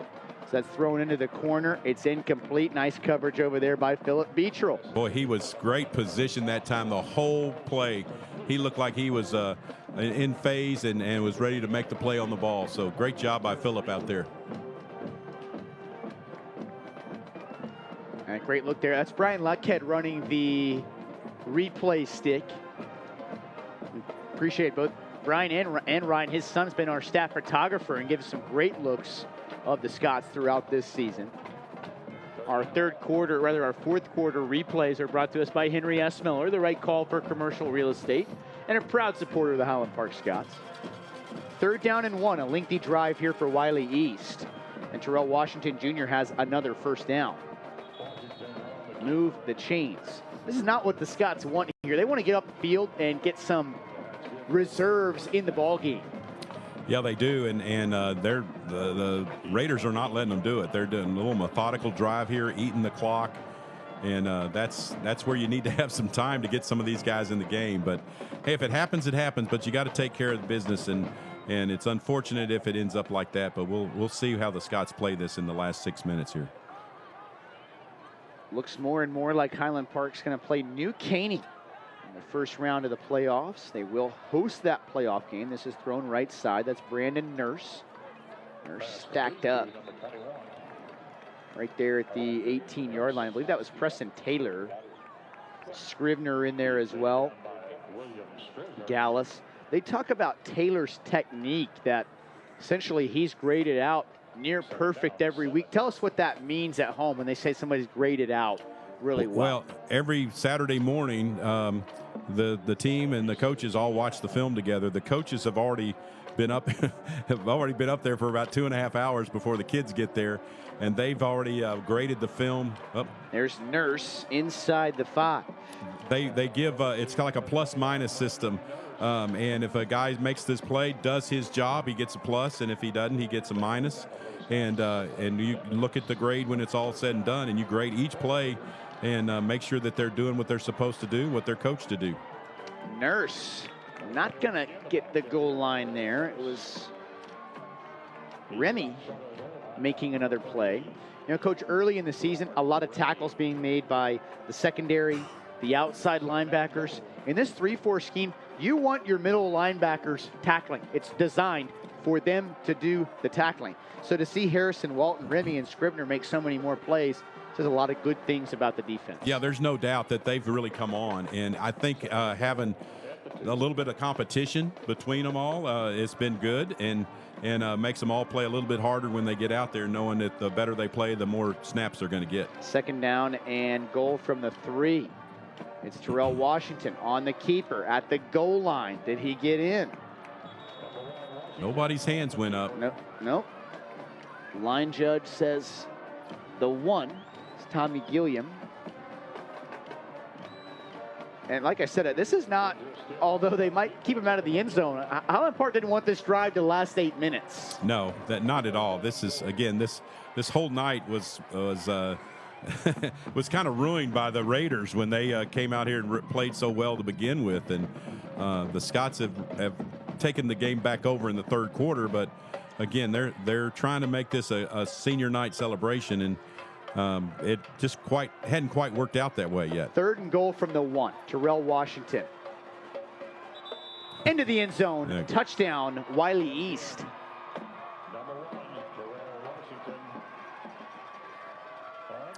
Yeah, that's probably, well, they've tried hard to keep them out. I mean, that was a group of guys that play prime time on Friday night. So give the Raiders credit for driving it down the field and scoring, and they mixed it up and did what they needed to do to get another touchdown on the board. Easily the longest drive of the game.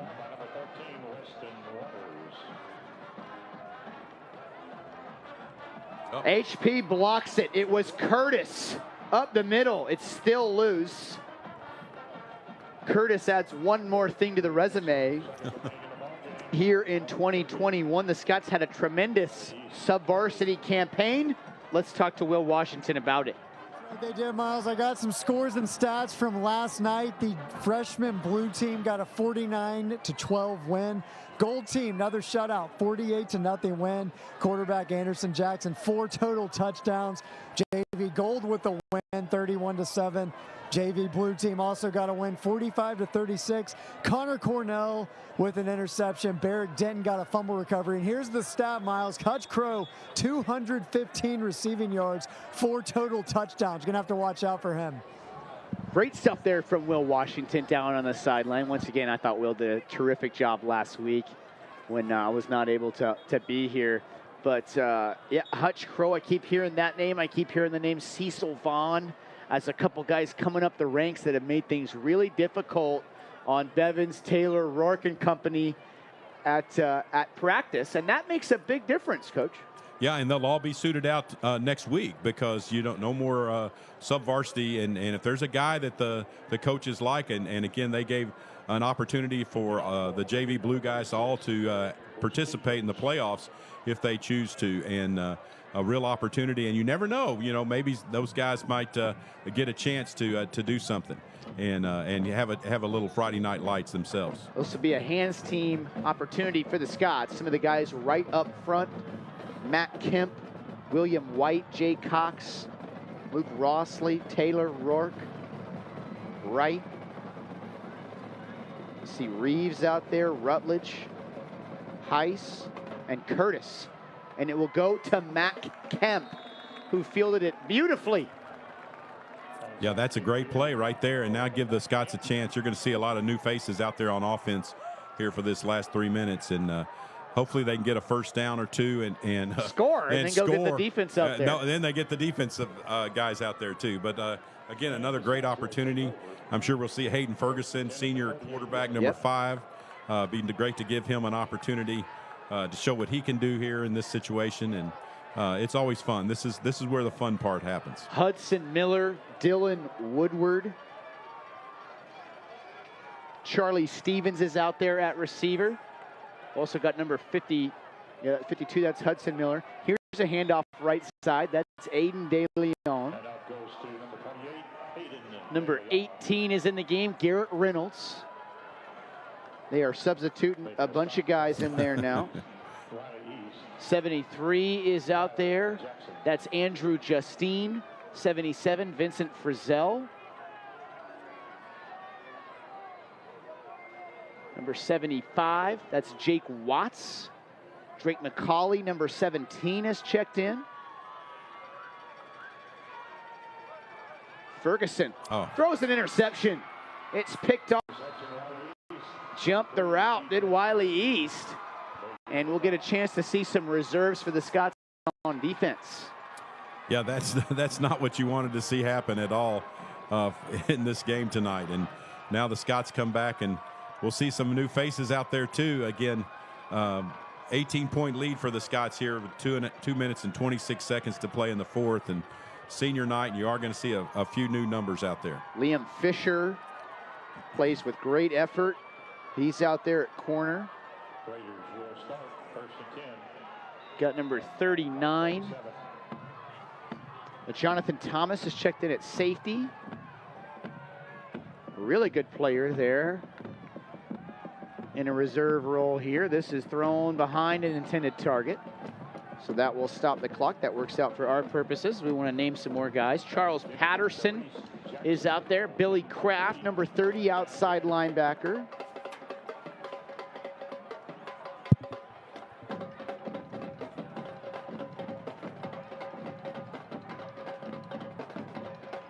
Some point they're going to get Julius Lee. And Julius Lee is out there at center. Julius Lee also plays in the band. So cool to see number 57 get on the field. He's a guy that's been playing practice squad a lot. And Coach Clark, I want you to tell me why that matters. We have an Origin Bank timeout here. We're gonna keep it right here instead of going to a timeout. But tell me, Coach Clark, for many years, seniors did not run practice squad here. And why does a senior run in practice squad? Why is that a compliment to a young man? They'd be willing to do that. Because it's a very humbling and self-sacrifice thing to do. You know, usually your juniors that are up on the varsity that are not starters are down there, and some sophomores are down there on scout team. And you know, that changed with COVID when they were trying to keep a close-knit group from interacting with too many different people. And some of the seniors back then stepped up last year and played scout team. And I think it's fantastic. I think that sometimes seniors feel like they've done their work and they don't have to do it anymore. And scout team is not very fun.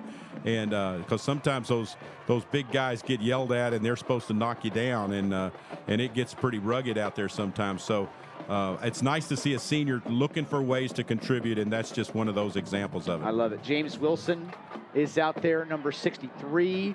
Handoff left side.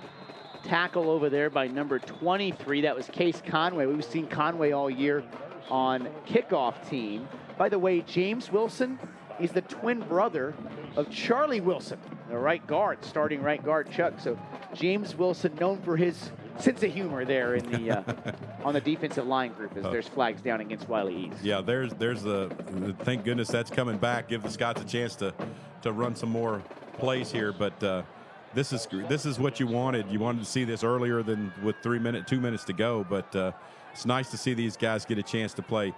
You know, Miles, you mentioned Jonathan Thomas, another just a great kid. It's just had a nagging injury early on this season and just couldn't get back in the lineup. And then somebody like J.T. Withers just continues to play so well that it's just hard to get back in. But he's an outstanding player. He's penciled in to be a starter out there. Nice play by a couple guys up front. How about that for 93, Charles Patterson? Big stop. That was a nice play. Got penetration there and puts him in a long yardage situation. And again, these guys are, you know, they're out there. They're going to give it 100%. They're going to play their tails off. There's no doubt. I don't know Charles Patterson, but I'm stoked for him to be able to make a tackle on Friday night for the Highland Park Scots. Absolutely. These guys have put a lot of work in. Absolutely. They deserve this opportunity. It's a lifelong dream. Make a play on Friday night. I believe that's Frank Musa in at safety, number 6. Bank of Texas fourth quarter. They set up the screen. It's caught there by Nurse. Nurse will be back to the original line of scrimmage. Coach, we don't have a whole lot of time, but let's get to our HP Youth Football Offensive Player of the Game, preparing tomorrow's Scots today. Who you got for our Offensive Player of the Game? Well, I feel like we said his name so many times during the course of the evening. I think it has to be John Rutledge. He was just amazing, running routes and making catches in traffic. Turn on the Jets over here to the pylon. Turned it on and scored when the Scots really needed some big plays. So he's my pick. All right, that's our HP Youth Football preparing tomorrow's Scots Today Offensive Player of the Game as we get ready for a 4th down and 9. Think about your Briggs Freeman Sotheby's Defensive Player of the Game. Straight drop here. Scott's harassing him. Rolling right, throwing. That's caught for a 1st down. That last drive, by the way, for Wylie East went 18 plays, 9 minutes, and 79 yards, as HP just didn't get a chance to get their guys out there. A late flag comes down. This was going to go against the Raiders. Yeah, Let's talk about our defensive player of the game. Your neighbor knows the neighborhood, Briggs Freeman Sotheby's. Who you got? Defensive player of the game. I'd love to pick somebody obscure and upset, but I think Jack Curtis it's like picking the chalk here in this one. You know, we got the Breeders' Cup coming in tomorrow, but just going with the favorites here. 2 returning captains on senior night, playing as good a game as they played all year and really stepping up. So those are my 2 picks. Jack Curtis is as advertised every Friday night. All right, Riddle Plumbing, home of the honest, quality, great customer service, and a proud supporter of the Highland Park Scots. That's Riddle Plumbing. Our play of the game. What do you got? Whoa. That's a tough one. I think you got to give that connection between Storr and Rutledge. I like that. I might nominate the punt by Jay Cox inside the 1. That was a big play. That really was a big play. Pretty good play by Liam Fisher. The defensive players of the game. We had a nomination of Rourke and Scribner as well. Actually, as a play of the game, the strip and the fumble recovery. Rourke chasing it down as well. That was a great play. How about our special teams player of the game? Mark Clifton Holmes, trusted builder of exceptional homes, special teams player of the game. I think I'm going to go with the chalk again. I think I might go Jack Stone. I'm going to go Jack Stone. Yeah, I think he has done 39-yard field goal. Great kickoffs again. You know, you take those kickoffs for granted, and you shouldn't. And he just seems to do it every time. When it doesn't get out of the end zone, it is high enough that the Scots can do a great job of covering it. So I think Jack Stone is a weapon, and will really help the Scots get further in the playoffs as his tremendously strong leg really helps so much. Our HP Scots post-game show will be a little bit short as they set up a screen. Ooh, HP was close to stringing that one out, getting it short. When you're ready for something beefy, cheesy, and a little bit greasy, come to Bandito's Tex-Mex in Snyder Plaza. It's HP's official post-game headquarters.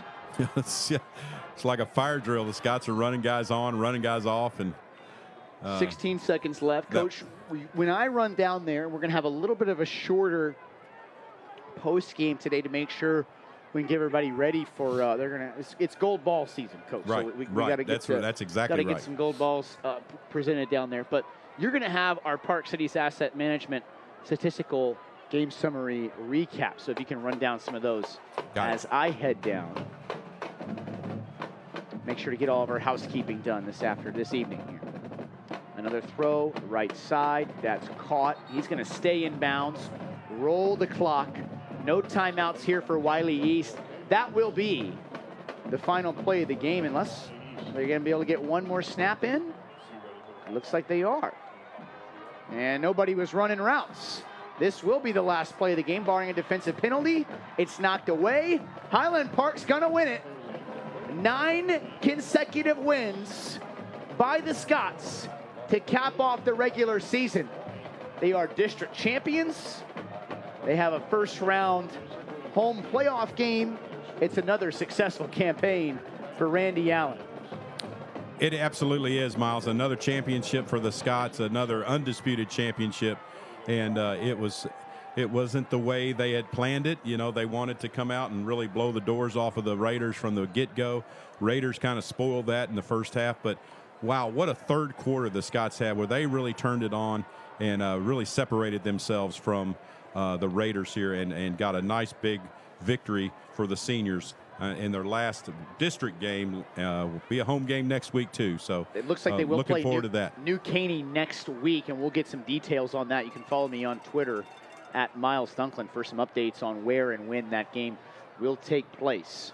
My name is Miles Dunklin. That's David Clark, Will Washington, Jeremy Beedling down on the sideline. I will join them here in just a moment as HP wins this one 38-20.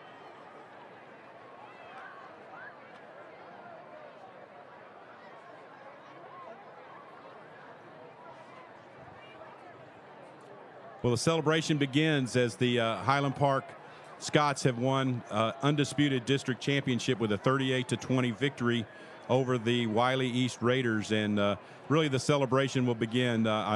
If you've ever been to a senior night, the parents are invited to come on the field. This the trophy presentation too, so we'll catch all that for you here on Game On Sports Banditos post-game show. So it's exciting to see what's going on with the Scots as they're gathering right now in front for the school song, and it was a great celebration and a great season, and now the second season begins as the Scots start their playoff march. While we got a chance, let's look at some stats from tonight's game. Wylie East had a very productive offensive night. They gained 413 yards to Highland Park's 380. They passed for 108. The Scots passed for 288. And Storr and combined with Hayden Ferguson were 14 of 21 tonight. So we'll look at individual stats in just a minute. Rushing, the Raiders rushed for 305 yards. A lot of that came in the first 2 quarters of the game. Scots rushed for 92. Penalties, the Raiders had 9 for 71. Scots had 6 for 65. Let's look at some individual statistics, which I think are interesting.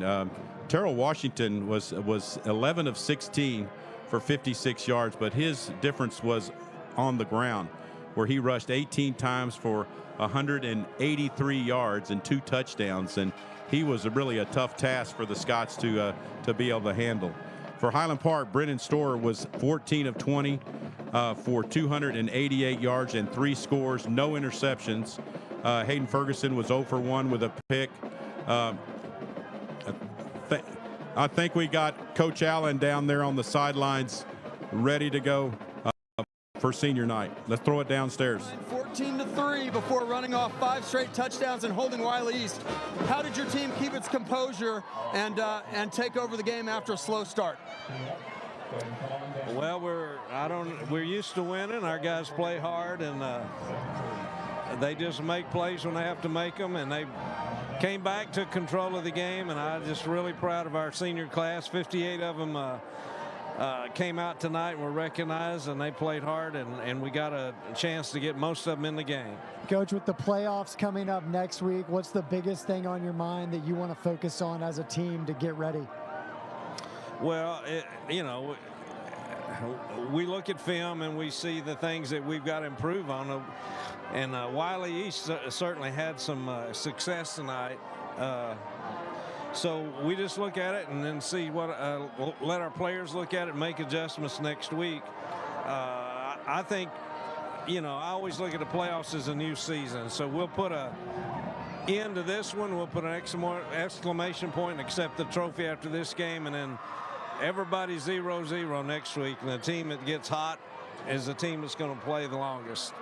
Hey, Coach, with the playoffs, like he said, starting next week, do you think it almost was a good thing for you guys to be challenged tonight and have to play from behind a little bit and just, kind of give you guys a little something to accomplish in the week before the playoffs? Well, I'd rather get ahead and play everybody. Man, it was a hard game, and our guys had to play hard, and they played really well on the other end of the ball. And anytime you come in the game, you think it's going to be easy, you better watch out, because there's talent across the field, and they have talent, and they played hard tonight. Our guys had to play well to beat them, and they were behind. And does it help us? Well, I don't know. I think anytime you come from behind, it gives you confidence that if you get behind in the future, you can come back. I want a fast start, though. I want to get out in front and get on the board first. So we're going to work on that, getting off to a better start. Coach Randy Allen, congratulations on another district championship. We'll let you go celebrate with your seniors. Okay, thank you. Thank you. Thanks, Coach. We're going to see if Miles is over here for an interview. Looks like it may be time for the trophy presentation. So we're going to go on over here and see them hand out the trophy here.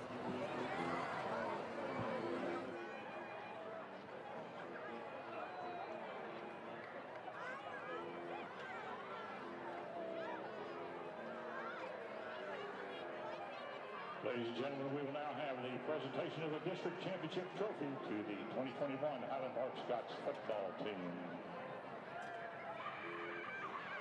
At Athletic Director, Coach Johnny Ringo, and Principal Jeremy Gilbert will present the trophy to Coach Randy Allen. Congratulations to the Scots and good luck in the playoffs.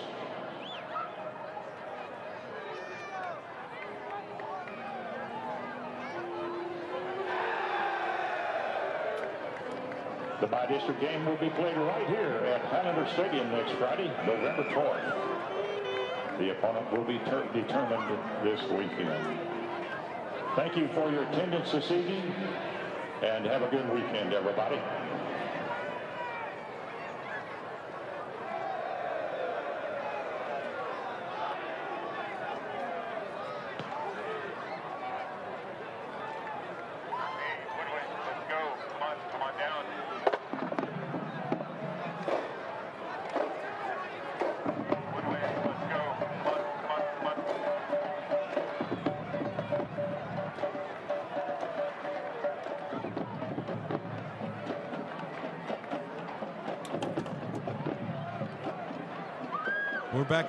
We're back at Highlander Stadium celebrating the Scots 38-20 district clinching and championship win, and I say clinching, they undisputed district championship. And you see the celebration of the guys down there. There's number 2, John Rutledge, who was our offensive player of the game and just had a marvelous game, celebrating with the district trophy. And I'm sure this is where you have all the pictures that you save for a lifetime.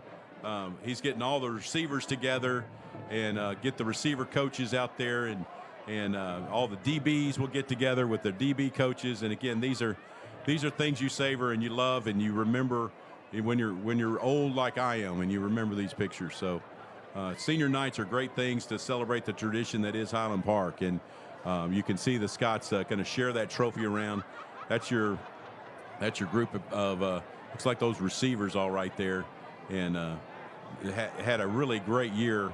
And they continue to impress, and great things ahead of them as we start the playoffs. Jurgavan. I got Henry Jurgavan. All right, let's take it down to the field, and I think Miles has someone down there to visit with. Duncan hanging out here with Henry Jurgavan. And Henry, first of all, congratulations on a win here on senior night. How does it feel? Thank you so much. It feels great. We're just glad we got some guys in. It was really fun to come out here tonight. They were a great opponent. Your defensive line has been so good all year. You guys have so many different guys that get in there and contribute other than the starting line. What does that depth mean to you guys? We have a ton of younger guys with a lot of different skill sets. So on third and longs, can put in a pass rush group. On 4th and shorts, we have our strong set. So really anything they throw at us, we just have a group for it. So our versatility really makes us good for that. As a guy that came up, obviously watching your older brother, what does it mean for you to be out here on this field, win a district championship, and as they say, put a link in the chain here? Oh, it's just awesome, because my freshman year, I was a ball boy for my brother's senior year. So I got to see this from kind of a different perspective, and just being able to actually play with your teammates you've been playing with for so long. It's just so different, so surreal. It's awesome. Your middle linebackers have been making a lot more plays for you guys. What do you attribute that to as the defense is having more success here as the season's gone on? They've definitely stepped up. They bring it every day in practice. You get their calls right. They've had a lot of young guys step up too. They've just been awesome all around, and they've had big shoes to fill from last year from Marshall and Patrick, but they've done a really good job, Henry, enjoy this one. Congratulations. Let's head over to a couple special team studs. Will Washington has got Jack Stone and Sam Heinrich. Thanks again, Henry.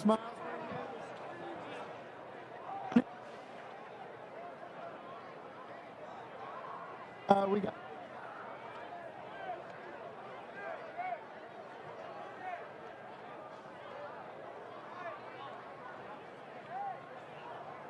Let me grab a mic real quick here.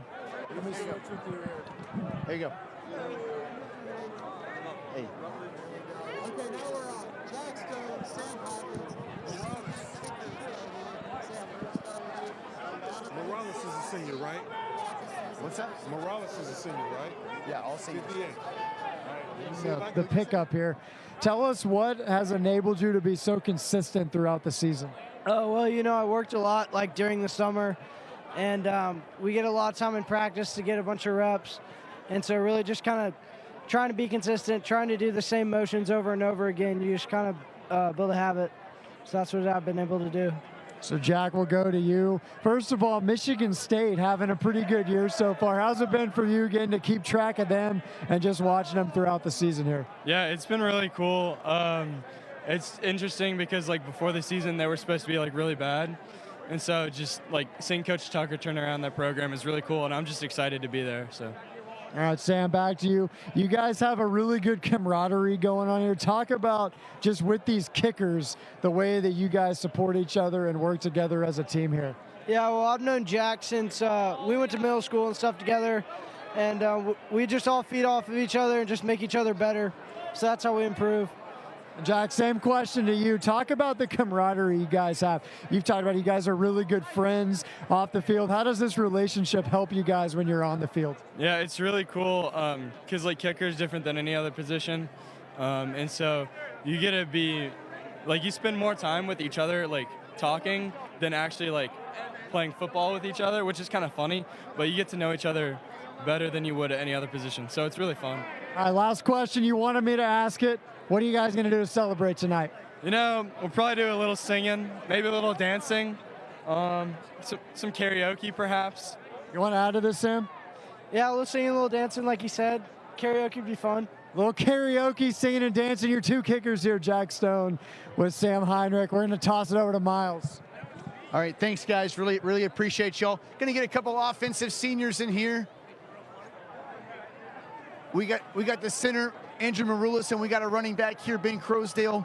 First of all, guys, congratulations on getting a win here on senior night, winning a district championship, putting a link in the chain, as they say here at Highland Park. Ben, what's it been like for you as a guy working really hard to finally get on the field, have some success here your senior season, and help the Scots lift a trophy? Yes, sir. It's come a long way. It was a great year. I had a lot of fun, and we're not done yet, but yeah, after a lot of time, hard work paid off, and it's great to be out there with the team. All right, Andrew, for you getting back in the lineup tonight, how did it feel to get back out there with the offensive line and have all the success you guys had tonight? Yeah, it was great. Great to be out there and see everybody go to war. And senior night, you get to see all the seniors going, and it's really happy. And got to see all the guys that worked their butt off for 4 years, and it pays off for them, and they're really deserving of it. And no one sees their work go in, but it's really cool to see them go in. So. All right, as a senior here, Ben, what's the message to the rest of the guys? How do you set the tone, just by example, as you guys get ready for the second season here? Yes, sir. We just gotta keep the foot on the gas the whole time. We didn't come out hot tonight, which is something we need to work on. We need to make the first punch and score first, and then just never give up throughout the whole game. What's it like playing on an offense with so many different weapons? Crosdale, Cox, Reeves in the backfield, so many different receivers, good quarterback play. What's that like with so many different guys? I mean, you have the three-headed monster between them, and each one of them can do everything. They can run, catch, and they always don't give up, and they keep pushing. And then, I mean, at wide receiver, you have speed, catching, size. You got everything, and then it all ends up with number 7. Brennan's a beast, and he's going to be really good. And so he's a great leader, and you got great leaders on the O-line, and it all comes together, and you make a pretty good team. All right, enjoy the win. I got one more question for you here. All right, I asked you about how you set the tone for the playoffs, but I also got to ask you how you're celebrating tonight, all right? And enjoy these moments. They're not going to come along too much in life. So how do you enjoy tonight? Well, I'm pretty hungry, so I'll probably grab most of the team. We'll hit up Whataburger and just eat together and congratulate each other. All right, well, Ben, congratulations on a great career here and hopefully 6 more games. All right. We got Will Washington. He's standing by with Mason Gallus, one of the stars of the defense. That's right, defensive star. First of all, Mason, how did it feel tonight to get out senior night in front of all the fans one more time at Highlander Stadium? Oh, it felt incredible to take it all in. One thing special was getting to walk out with our parents, and that really meant a lot because they've been with us the whole time, and you know, just getting to play for them and getting to play for our other seniors on the field and getting them to get in the game. That was just awesome. So tough start a little bit on defense, allowing some running plays, but you guys really bounced back, had a good second half. Talk about what you guys did at halftime to make some adjustments. Yeah, I think coming in the game, with senior night, we were pretty distracted. And we had a couple mental busts. After that, we got pissed off and we got locked in. We made adjustments at halftime, and props to Coach Leiner and the rest of the staff. And we came out and played really good in the second half. So next week's actually not your last home game, even though it's technically senior night. You guys are coming back here next week. What's going through your mind as you guys get ready to turn the page and start the playoff run here at Highlander Stadium next week? So our kind of motto that we have, it'll start tomorrow, is our new season. And so, after tonight and after tomorrow at Saturday practice, regular season's over. There's nothing we can do to go back, and now it's do or die. So we got to step it up even more. And every practice, every minute of what we do next week, we got to be completely mentally locked in. So let's talk about the senior class real quick here on senior night. Just talk about the leadership on this senior class and just the camaraderie that you guys have. You guys have been playing football together for a really long time. Just talk about how fun it is to get out here and play with these guys over the years. Hey, it's been so fun. From flag football in elementary school to six-man with the Y in middle school. And, me personally, we came to all the home games in elementary school and getting to watch those guys. And now, we've been dreaming of this for so long, and we're finally here. This is crazy. It's gone by pretty fast, and it's just so much to take in. One more for you here, Mason. Obviously, we're turning the page soon to get to the playoffs, but you got a district championship to celebrate tonight. So what are you guys going to do to celebrate this one? We're going to go do chants in the locker room, and we're probably going to go to Whataburger after.